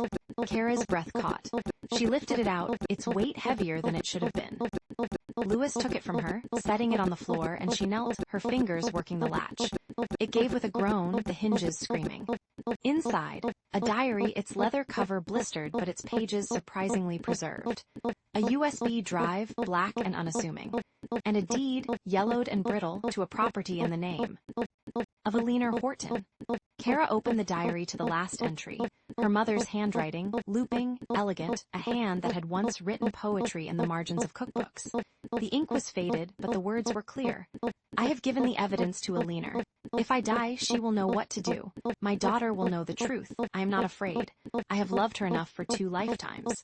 The diary slipped from Keira's fingers. A sound escaped her throat, a sob, a gasp, a wound finally bleeding. She doubled over, her hands pressing against the floor, the ash staining her palms. Louis was there in an instant, his arms around her, pulling her to his chest. He did not speak. He simply held her, his breath warm against her hair, his heart a steady drum against her ear. She knew, Keira whispered. She knew she was going to die. I know, Louis said, his voice rough. I know, my love, I know. The gunshot shattered the moment. The sound was sharp, percussive, a crack that split the air and sent a window to their left exploding inward. Glass rained across the floor. Keira felt Louis's body shift, his weight slamming into hers, driving her behind the overturned refrigerator. He covered her with his body, his breath hot in her ear. Don't move. Another shot. This one hit the wall above them, sending plastered dust showering down. Louis's security team returned fire, 3 sharp bursts from the street. The sniper's position was somewhere across the road, in the abandoned tenement building. Keira could hear the crack of the rifle, the ping of bullets hitting metal, the shouted orders of men who were paid to die for a man who was currently shielding her with his own flesh. Louis, stay down. He was bleeding. She could feel it, warm and wet, seeping through his sleeve where a shard of glass had sliced him. Or was it a bullet? She could not tell. Her vision was tunneling, the world reduced to the smell of cordite and the weight of his body and the frantic beat of her own heart. Then, silence. The shooting stopped. The security team's voices came through Louis's earpiece, tinny and urgent. Suspect fleeing. Red convertible heading east. Do we pursue? Louis's jaw tightened. No, stay with us. I want a perimeter now. He rolled off her, his face pale, his sleeve dark with blood. Keira scrambled to her knees, her hands finding the wound, a graze, thank God, but deep enough to need stitches. She pressed her palm against it, and he winced, his hand covering hers. Isla, she said. It was not a question. I know. She had seen the car, the red convertible, the flash of blonde hair as it screeched away from the tenement's alley. Isla had tried to kill her. Isla had tried to kill them both. We need to go, Louis said. He pulled her to her feet, his arm around her waist, half carrying her through the wreckage. His men formed a cordon around them, weapons drawn, eyes scanning the rooftops. The rain had started again, cold and relentless, washing the blood from Louis's arm, diluting it into pink rivulets that ran down his fingers. They reached the car. Louis shoved her into the back seat, then climbed in after her, his voice a sharp command to the driver. The penthouse, Helena Route, go. The car surged forward, tires screaming on the wet asphalt. Keira tore at her jacket, pressing a wad of fabric against Louis's wound. He watched her, his eyes dark and unreadable, his free hand reaching up to cup her cheek. His thumb traced the line of her jaw, leaving a smear of blood. I will burn the world to keep you safe, he said. The words were not a promise. They were a confession, a declaration of war. She kissed him. It was not gentle. It was desperate, salt-tasting, the flavor of ash and rain and copper. It was a kiss that said, I am terrified, and I trust you, and I do not know how to live without you anymore. He responded with a low sound, his hand fisting in her hair, pulling her closer, as if he could absorb her into his bones. The driver did not look back. The safe house was a minimalist fortress overlooking the river, floor-to-ceiling windows that could withstand a grenade, a kitchen that had never been used, a bed that was too large, too white, too clean. Keira stood in the shower, letting the hot water strip away the ash and the grief, watching the black water swirl down the drain. When she emerged, wrapped in a robe that smelled of lavender and nothing else, she found Louis sitting on the balcony, his arm bandaged, 2 glasses of whiskey waiting on the low table. She joined him. The city sprawled below them, a constellation of lights and lies. He handed her a glass, and she took it, the burn of the whiskey a welcome anchor to the present. "My mother painted me as a boy with wings," he said, his voice soft. "She said I was born to fly. My father said she was filling my head with nonsense." Keira did not look at him. She looked at the lights. "My mother told me that the stars were the souls of women who had loved too hard. She said that when I missed her, I should look up. Do you?" Every night. They sat in silence, the whiskey warming their blood, the rain finally slowing to a drizzle. At some point, Keira's head found Louis's shoulder. At some point, his arm found her waist. They fell asleep on the couch, tangled together, the USB drive clutched in her hand like a talisman, like a key, like a weapon. At 3 a.m., the phone buzzed. Keira woke to the vibration against her hip. Louis stirred, his hand reaching for the device, his eyes scanning the screen. The glow illuminated his face, hardening his features, draining the warmth from the moment. "What is it?" she asked. He looked at her, and she saw something new in his eyes. Not fear, not anger, a grim, reluctant recognition. "The USB drive contains a recording," he said. "Marcus and Victor, discussing the murders, but it's encrypted, military grade. The only person who can decrypt it is Marco Rixai." The name hung in the air like smoke. "Victor Horton's consigliere," Keira said. "The one who disappeared 10 years ago." Louis set the phone down. No one has seen him since. Keira looked down at the drive in her hand. It was small, black, unremarkable, but it held the truth that could destroy Marcus, the truth that could free her mother's memory, the truth that could burn everything down. "Then we find him," she said. Louis met her eyes. For a long moment he said nothing. Then, slowly, he nodded. "We find him." Chapter 9. The Serpent's Tooth, the law offices of Benedict Shaw, occupied the 47th floor of a glass tower that seemed to pierce the sky like a shard of obsidian. Rain streaked the windows in silver rivulets, distorting the city beyond into a watercolor of blurred lights and bleeding shadows.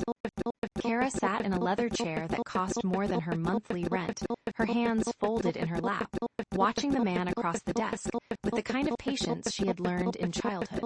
The patience of an invisible girl waiting to be seen. Benedict Shaw was 73 years old, with the face of a granite cliff and the hands of a pianist. He had been Louis Horton's legal guardian since the age of 12, and his loyalty was carved into his bones like scripture. He did not look at Keira when he spoke. He looked at Louis, as if she were a signature on a document, rather than a woman breathing in his presence. "Marcus Olsen filed the motion at 6:43 this morning," Shaw said, sliding a sheaf of papers across the mahogany desk. "He claims the marriage is invalid on grounds of fraud. Specifically, that your wife colluded with the courthouse clerks to orchestrate the signing." Louis did not touch the papers.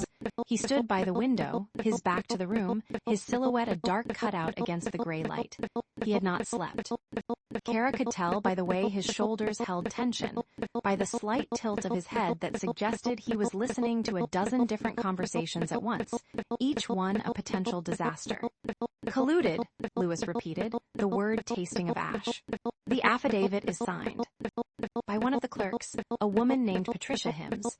She claims Keira approached her 3 days before the incident, offered her $20,000 to arrange the marriage." Shaw's voice was dry, clinical. "We both know it's a fabrication, but the accusation alone is enough to trigger a formal investigation. The annulment proceedings will take months, perhaps longer." Months. The word hung in the air like a guillotine blade. Keira felt something cold unfurl in her chest. Not fear. She had lived with fear too long for it to surprise her anymore. This was something sharper. Fury, perhaps. Or the particular clarity that came when you realized the people who made you had spent your entire existence trying to unmake you. Patricia Hims, she said, and both men turned to look at her. I don't know that name. I've never seen her before in my life. Shaw's eyebrows lifted a fraction of an inch. It was the first time he had acknowledged her as a participant in the conversation rather than a piece of evidence. That may be true, Mrs. Horton, but the court will require proof, and proof takes time. How much time? 6 weeks at minimum, possibly 8. Lewis turned from the window. His face was unreadable, a mask of marble and shadow, but his eyes, those dark, fathomless eyes that had seen her photograph and fallen in love before they ever met, were burning. And Marco Rixai? Shaw's jaw tightened. He's still alive. My investigators traced him to a facility in the San Gabriel Mountains, but the location is proprietary. Marcus Olsen has kept him hidden for 15 years. Without a court order, we cannot compel the nursing home to release his whereabouts. Then get a court order, Lewis said. It will take 3 weeks. Minimum. We don't have 3 weeks. The silence that followed was the kind that settled into bones. Keira watched the two men, the billionaire and his ancient counsel, locked in a stalemate of legalities and time. They were fighting a war of documents and motions, of signatures and subpoenas, but Marcus Olsen did not fight with documents. He fought with teeth and claws, with the desperate cunning of a man who had nothing left to lose. Keira stood. I'll meet him. Lewis's head snapped toward her. No, he's my father. He's a predator who has spent 24 years pretending you don't exist. Exactly. She walked toward him, her footsteps muffled by the Persian rug beneath her feet. He wants something from you. He's willing to use me to get it. But he's never seen me as anything other than a pawn. He doesn't know what I'm capable of. Lewis's hand found her wrist, his grip gentle but insistent. Keira, I'm not asking permission. Her voice was quiet, but it carried the weight of every night she had spent hungry, every insult she had swallowed, every time she had watched her half-sister parade through life on a throne of stolen grace. He is my father. Let me use that. For a long moment, Lewis held her gaze. She saw the war in his eyes, the protector warring with the strategist, the lover warring with the man who had built an empire by knowing when to let people fight their own battles. Finally, he released her wrist. I'll be in the room. No, Keira, if you're there, he'll perform, he'll posture, he'll play the wounded patriarch. I need to see. Him without an audience. I need to see what he becomes when he thinks no one is watching. Lewis's jaw tightened. I don't like this. You don't have to like it. She reached up and touched his cheek, the first time she had initiated contact between them. His skin was warm, his stubble rough against her palm. But you trusted me with your secrets. Trust me with this. He closed his eyes and she felt him exhale. A surrender, a prayer. 1 hour. If you're not back in 1 hour, I burn the building down. The conference room was sterile in the way that only corporate spaces could be. White walls, a glass table, chairs upholstered in gray fabric that repelled stains and humanity in equal measure. Keira sat at one end, her hands flat on the table, her spine straight. She had worn black, a simple dress, no jewelry, no makeup. She wanted Marcus to see nothing of the girl he had raised. She wanted him to see a stranger. He arrived 7 minutes late, which was exactly the kind of power play she had expected. He was gaunt, his expensive suit hanging loose on a frame that had once been imposing. His eyes were bloodshot, his skin sallow. The great Marcus Olsen, who had built a fortune on the bones of the innocent, was crumbling from the inside out. Keira. He said her name like it was a debt he was being forced to pay. Marcus. She did not offer him a seat. She did not offer him anything. He sat anyway, across from her, the glass table between them like a frozen river. I assume Lewis told you about the annulment. I assume. You're desperate. His smile was thin, predatory. Desperate is such an ugly word. I prefer motivated. You prefer whatever lets you sleep at night. She leaned forward, her voice dropping to a register she had never used with him before, cool, measured, lethal. Let's skip the performance. You want an investment from Lewis. I want Marco Rixai's location. You drop the annulment and Lewis will consider your proposal. Marcus laughed. It was a hollow sound, like stones rattling in an empty well. Consider, not not guarantee. Consider is more than you deserve. You have no idea what I deserve, girl. Don't I? Keira reached into her bag and pulled out a photograph. It was old, creased, the colors faded to sepia. She slid it across the table. Tell me who that is. Marcus's eyes flickered down, and she saw it, the micro-expression of recognition, quickly suppressed. A fishing trip, Victor and some friends. Victor and Marco Rixai, taken 5 years after Marco supposedly disappeared. She let the photograph rest between them like a grenade with the pin pulled. You told the world he was dead. You told the courts he had fled the country. But he's been in a nursing home in the mountains, paid for by Horton money, hidden from everyone who might ask questions. Marcus's face had gone still. Not calm, still. The stillness of a predator calculating its next move. Where did you get that photograph? From Alina Horton's diary. The one your business partner's wife kept hidden for 30 years. Keira's voice was soft, almost gentle. She documented everything, Marcus. The environmental disaster. The cover-up. The way you framed my grandfather for a crime he didn't commit. It's all there. You're bluffing. I don't bluff. I've spent too long being invisible to waste my time on games. She stood, her chair scraping against the floor. Here's my offer. You give me Marco Rixai's address. I will recommend that Lewis invest in your company. Not a bailout, an investment with terms that protect his interests. In return, you drop the annulment and you never speak to me again. And if I refuse, then I release Alina's diary to the press, along with the photograph. Your company will collapse within a week. You'll be investigated for fraud, conspiracy, and obstruction of justice. You'll die in prison, alone, remembered as the man who destroyed himself trying to destroy his own daughter. Marcus stared at her. For a moment, just a moment, she saw something flicker in his eyes. Not respect. Recognition. He was seeing her for the first time, not as the ghost he had raised, but as a woman forged in the fire of his neglect. Marco is at the Crestwood Manor, he said, his voice flat. It's a private facility in the San Gabriel Mountains, near Lake Arrowhead. He's registered under the name Thomas Walsh. Keira pulled out her phone and typed the information into her notes. Thank you, Marcus. Keira. His voice stopped her at the door. She turned, her hand on the handle. You were always a mistake. The words landed like a slap, but she had been expecting them. She had been bracing for them since she was 12 years old, standing at her mother's grave, watching her father's car drive away without stopping. Maybe, she said, but I'm a mistake that's going to outlive you. She opened the door and found Lewis standing in the hallway, his face carved from stone. His hands clenched at his sides. He had heard. Of course he had heard. He had been standing there the whole time, listening to the man who had made her and unmade her in the same breath. 1 hour, she said, her voice steady. I'm back in 43 minutes. Lewis said nothing. He stepped past her into the conference room, and she heard the sound of his fist connecting with Marcus's jaw before she saw it. A wet, brutal crack that echoed through the sterile hallway like a gunshot. Marcus crumpled to the floor, blood streaming from his nose.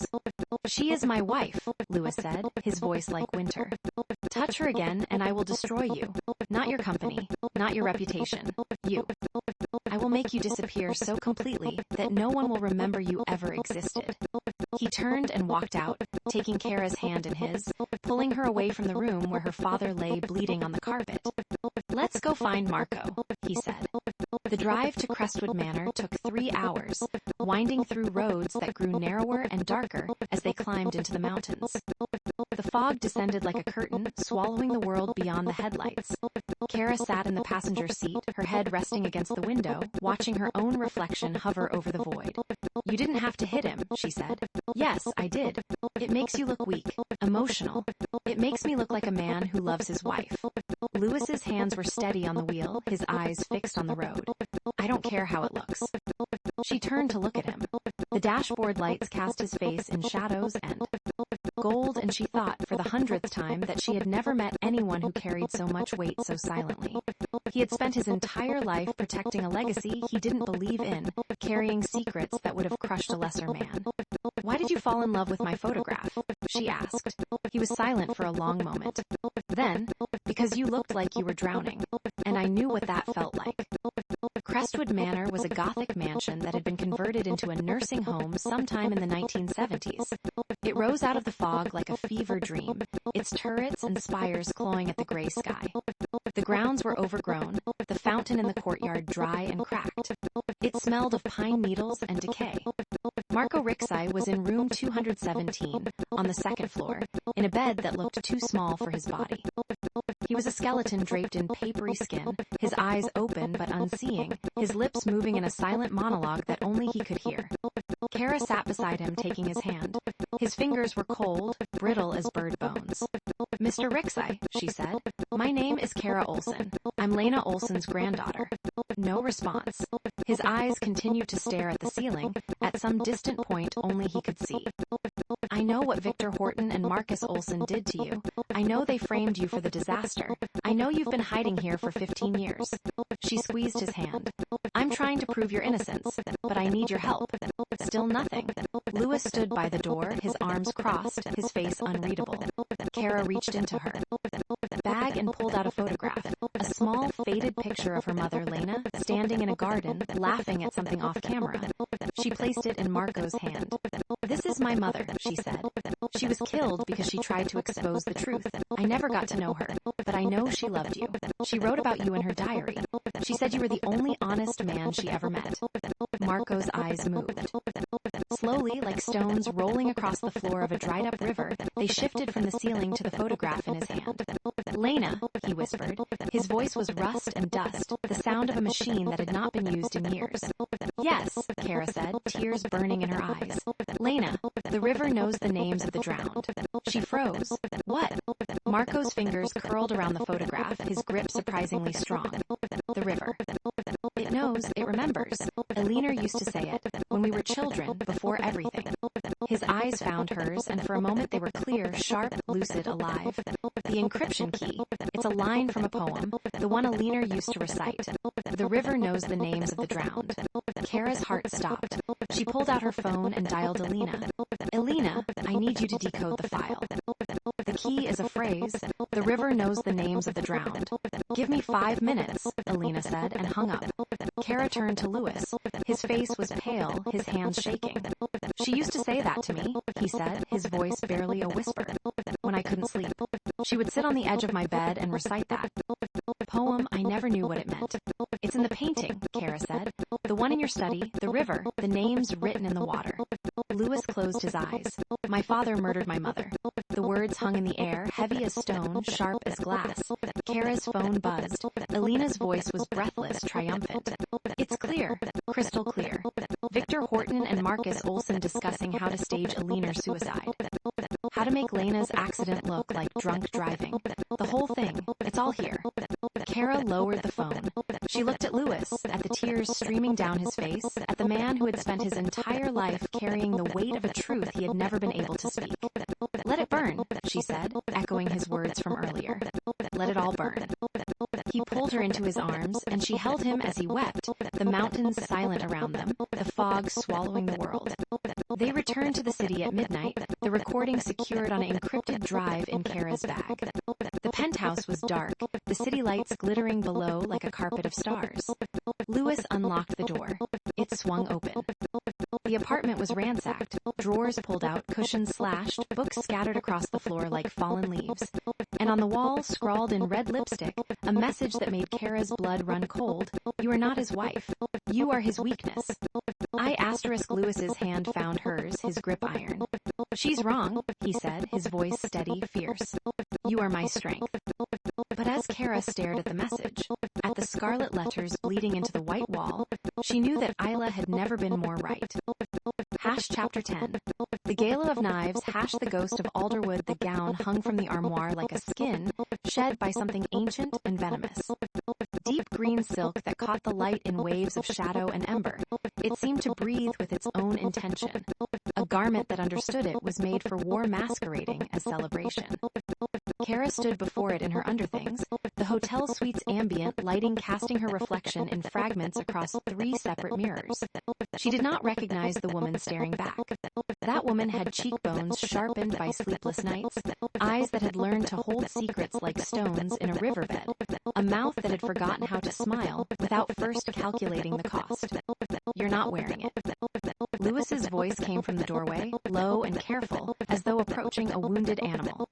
He had dressed in charcoal gray, his jacket cut to emphasize the breadth of his shoulders, his tie the same shade of green as the gown. He had planned this. Of course he had. "I'm deciding," Keira said, though she had been deciding for 40 minutes and the decision felt less like choice and more like surrender. He crossed the room, his footsteps silent on the Persian rug. In his hands, a velvet box the size of a locket. When he opened it, the emerald caught the light and threw it back in splinters of ancient fire. "Eleanor's pendant," he said. "She wore it to every battle she ever fought, and she fought many." Keira touched the stone with the tip of her finger. It was warm, as though it remembered the skin of the woman who had worn it before. "You want me to wear your mother's armor. I want you to wear what is yours." He lifted the necklace from its velvet bed, and she turned so he could fasten it around her throat. His fingers brushed the nape of her neck, lingering a moment too long to be accidental. "You are not a ghost tonight, Keira. You are the reckoning." She met his eyes in the mirror. "And if I fail, you won't." He said it with such certainty that she almost believed him. "I've seen you fail at nothing except hiding how extraordinary you are." The gown slipped over her shoulders like water, like forgiveness, like a promise she had not yet learned to keep. When she turned to face him, Lewis's breath caught, a small, involuntary sound that he tried to disguise as a cough. "You look," he said, and stopped. Started again. "You look like the woman my mother would have wanted to be." It was the most honest thing he had ever said to her. The Alderwood Grand Hotel had been built in an age when wealth was meant to be displayed rather than concealed, when chandeliers were designed to make the poor feel their poverty more acutely. The ballrooms swam in gold leaf and crystal, every surface polished to a mirror shine, every corner occupied by someone who had inherited money they had never earned and would never deserve. The theme was masquerade, and the masks were everywhere, silk and feathers, porcelain and gold leaf, hiding faces that had long ago forgotten how to be seen without them. Keira had chosen a mask of black lace that covered only her eyes, leaving her mouth exposed. She wanted them to see her smile. She wanted them to see when the smile became a blade. Isla found her within minutes. She descended the grand staircase like a bride approaching her altar, dressed in white silk that clung to every calculated curve. Her mask was silver, studded with diamonds that caught the light and threw it back in accusations. Her smile was practiced, perfect, poison. "Sister," she said, the word dripping with false affection. She kissed Keira's cheek, her lips lingering a moment too close to her ear. "I have a surprise for you." "I'm sure you do." Keira's voice was steady, though her pulse had become a war drum. "You've never been able to resist giving me gifts I didn't ask for." Isla's laugh was crystal-breaking. "You've become sharper. Marriage to a billionaire will do that, I suppose. Tell me, does he keep you on a leash, or do you get to roam the penthouse freely?" "I roam wherever I please." Keira touched the emerald at her throat, drawing Isla's gaze to it. "Your father never gave our mother jewelry, did he? He was too afraid she might sell it and escape." The flicker in Isla's eyes was brief but satisfying, a crack in the porcelain mask. "Our mother? How quaint. You mean the maid who spread her legs for a married man and then drank herself into a ditch?" Keira had known the blow was coming. She had prepared for it, rehearsed her response in the mirror 100 times. But knowing and feeling were different countries, and she had not yet secured a visa. "The ditch was a car accident," she said, her voice low enough that only Isla could hear. "And the drinking was a lie your father invented to cover what he did. I have proof, Isla. I have everything." Isla's smile did not waver, but something behind it went very still. "Then you should be careful who you show it to. Proof has a way of disappearing when the people holding it are no longer in a position to speak." She drifted away like smoke, leaving Keira standing alone in a sea of glittering strangers. The next hour was a gauntlet of whispers and veiled knives. A woman in gold, some senator's wife, Keira had forgotten her name, approached with a smile that showed too many teeth. "You're the barista who married Lewis Horton. How extraordinary. Tell me, did you use a special blend of coffee to seduce him, or was it the foam art?" "The foam art," Keira said, returning the smile with interest. "I made him a swan, Men are simple creatures, really. Show them something beautiful and they'll sign anything. The woman's laugh was brittle. I suppose you would know. I suppose I would. Another circle, another set of predators. A man in his 60s, his face lifted so taut he seemed perpetually surprised, pressed a glass of champagne into her hand. To the mystery bride, we've all been dying to meet you. Lewis has kept you hidden like a state secret. I'm not a secret, Keira said. I'm a choice. There's a difference. And what choice did you make, exactly? To marry a man who sees me as a person rather than a transaction. She looked at him over the rim of her glass. Can you say the same of your wife? His smile faltered. She walked away before he could recover. Lewis found her near the bar, his hand settling on the small of her back with a possessiveness that should have annoyed her, but instead felt like an anchor. You're handling them beautifully. They're sharks, she said, and I'm bleeding. You're not bleeding, you're baiting them. His thumb traced a small circle on her spine. There's a difference. She almost laughed. Did you just quote me back to me? I listen when you speak. It's one of my few redeeming qualities.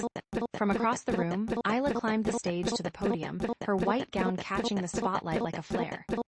The room quieted, faces turning toward her with the hungry attention of a crowd that had come to see blood.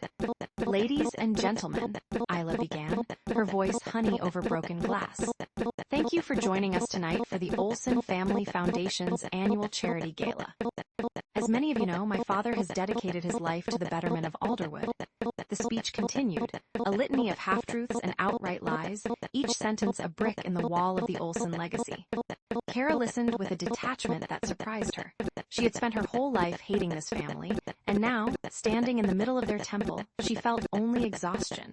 Then Isla's voice shifted, took on an edge. And I would be remiss if I did not acknowledge the newest member of our family. My half-sister, Keira, who has so recently elevated her station. The spotlight swung to find her. Keira did not flinch. I'm sure we're all dying to know, Isla continued, her smile sharp as a scalpel, how a barista from a downtown coffee shop managed to capture the heart of Alderwood's most eligible recluse. Perhaps she can share her secret with us. The screen behind Isla flickered to life. A video began to play, grainy, poorly lit, clearly doctored. Keira's face, superimposed onto a woman's body, leaning toward it. Courthouse clerk, her hand on his arm, her mouth close to his ear. The implication was clear, disgusting, obvious. The crowd murmured. Eyes turned toward her, some shocked, some delighted, some already convinced. Keira felt the floor drop away. But then she felt Lewis's hand, still on her back, steady as stone. And she felt the weight of Aliner's emerald against her throat, warm as a heartbeat. And she remembered her mother's face, the last time she had seen it, smiling through the window of a car that would be dead within the hour. She stepped forward. The crowd parted, surprised by her movement. She walked toward the stage with the measured grace of someone who had nothing left to lose, which was, she realized, the truth. She had already lost everything that could be taken. The only thing left was what she chose to give. May I? She said, her voice carrying across the silent room. Isla's smile faltered. I don't think, I wasn't asking. Keira took the microphone from the stand. The metal was cold in her hand, grounding. She faced the crowd, and for a moment she saw them as they truly were, frightened children dressed in expensive clothes, terrified of losing what they had never earned. The video you just saw is a lie, she said. A cheap forgery created by a woman who has spent her entire life destroying anyone she perceives as a threat. I did not seduce a courthouse clerk. I did not scheme my way into Lewis Horton's bed. I signed a piece of paper by accident, in the rain, exhausted and heartbroken, and I woke up married to a man I had never met. The silence was absolute. But here is what. Isla does not want you to know. Keira pulled out her phone, her thumb finding the recording she had carried like a wound for weeks. This is a conversation between her father, Marcus Olsen, and Victor Horton, recorded 6 months before Victor's death. It concerns an environmental disaster that killed 12 people, destroyed a town, and sent an innocent man to prison. She pressed play. The voices filled the ballroom, Marcus's arrogant drawl, Victor's nervous stammer, the casual way they discussed destroying evidence, bribing officials, pinning the blame on a man who had trusted them. The engineer, her grandfather, the man who had died in prison, alone and disgraced, while the Olsens and Hortons built their fortunes on his bones. When the recording ended, the silence was so complete that Keira could hear her own heartbeat. "This is the legacy of the Olsen family," she said. "This is the fortune that paid for this gala, for this hotel, for the clothes on your backs. I am here to bury it." Isla screamed. She lunged for the phone, her white gown twisting around her like a shroud, but Lewis's security was already moving, stepping between them with the cold efficiency of men who had been waiting for this moment. Isla thrashed, her mask falling away, her face revealed as what it had always been, ugly with rage, twisted with the knowledge that she had finally lost. "Get your hands off me," she shrieked. "Do you know who I am? Do you know what my father will do to you?" "Your father," Lewis said, stepping forward, "is currently being arrested at his office. I made sure the police arrived before the news broke. I wanted him to have a moment of peace before the world learned what he really is." Isla went still. The fight drained out of her, replaced by something hollow and terrible. Hotel security arrived, summoned by someone who had finally decided to act. They took Isla by the arms, and she did not resist. Her mascara ran down her face in black streaks, her white gown stained with spilled champagne, her crown of cruelty finally shattered. As they dragged her past Keira, she whispered, "You'll regret this." "I already regret it," Keira said, "but not for the reasons you think." The balcony was cold, the October wind cutting through the silk of her gown like a knife. Below, the city of Alderwood glittered with the false promise of lights that would never reveal what they hid. Lewis found her there, his jacket over his arm, his tie loosened, his mask discarded somewhere in the ballroom. He looked younger without it, almost vulnerable. "You were magnificent," he said. She did not turn. "I feel like I've been flayed open. That's what it feels like to tell the truth after a lifetime of lies." He came to stand beside her, close enough that she could feel the warmth of his body through the cold air. "My mother used to say that honesty is a wound that heals clean, while lies are wounds that fester. You've done something brave tonight. I've done something necessary." She finally turned to face him. "There's a difference." He smiled, and it was genuine, rare, beautiful. "I know, you taught me." She leaned into him, and he wrapped his arm around her, pulling her against his chest. The emerald pendant pressed between them, a third heartbeat in the space where their bodies met. "I am no longer a ghost," she whispered. He kissed her forehead, his lips lingering. "You are the fire that lights the dark." They stood there for a long moment, watching the city that had tried to destroy them, that had failed, that would never try again. "We release the recording tomorrow," she said, "to every news outlet, every journalist, every person who ever believed the Olsen name meant something. It will destroy them. It will free us." He nodded, and she felt the weight of his agreement, his trust, his love, a word she had not yet said aloud, but that pulsed between them like a current. They turned to leave, to face the wreckage and the rebuilding, to begin the long work of burying the dead and planting something new in the soil of their graves. In the limousine, Keira's phone buzzed. She looked down at the screen, and the world stopped. "Breaking news, Marcus Olsen found dead in office, apparent suicide." Note reads, "I am sorry, Lena." She stared at the words until they blurred, until the letters became meaningless shapes, until Lewis's hand covered hers and his voice came from very far away. Keira, look at me." She looked. His face was pale, his eyes dark with understanding. He had known this would happen. He had known, and he had not told her. "You knew," she said. It was not an accusation. It was a fact, as cold and hard as the emerald against her throat. "I suspected." His voice was careful, measured, as though he were handling explosives. Marcus was not a man who could face the consequences of his actions. He was a coward. He always has been. He killed himself. He chose an easy death over hard life. It was the only choice he ever made that was true to his nature. Keira looked back at her phone, at the words that would change everything. "Lena, that was my mother's name." "I know." He apologized to her. After everything, he apologized. Lewis pulled her close, and she let him because she did not know what else to do. The victory she had won tasted like ash, like wine left too long in the sun, like the memory of a woman who had died believing she was forgotten. "He can apologize to her himself now," Lewis said. "Wherever they are." Keira closed her eyes. The city rushed past outside the window, a blur of lights and shadows, of lives being lived and lies being told and truths finally being spoken. She had wanted this. She had wanted justice, vindication, the destruction of the family that had destroyed her. And she had gotten it. But justice, she was learning, was not the same as peace. And peace, she was learning, was not something you found. It was something you built, brick by brick, day by day, with the same hands that had learned to hold a weapon. She pressed her hand to her stomach, where something new was growing, a secret she had not yet told Louis, a future she had not yet learned to hope for. "Take me home," she said. "Which home?" She opened her eyes. The question hung between them, weighted with everything they had survived and everything they still had to face. "Ours," she said. "Take me to ours." And the limousine carried them through the glittering dark, toward a dawn that would bring either destruction or rebirth, or perhaps, if they were very lucky, both.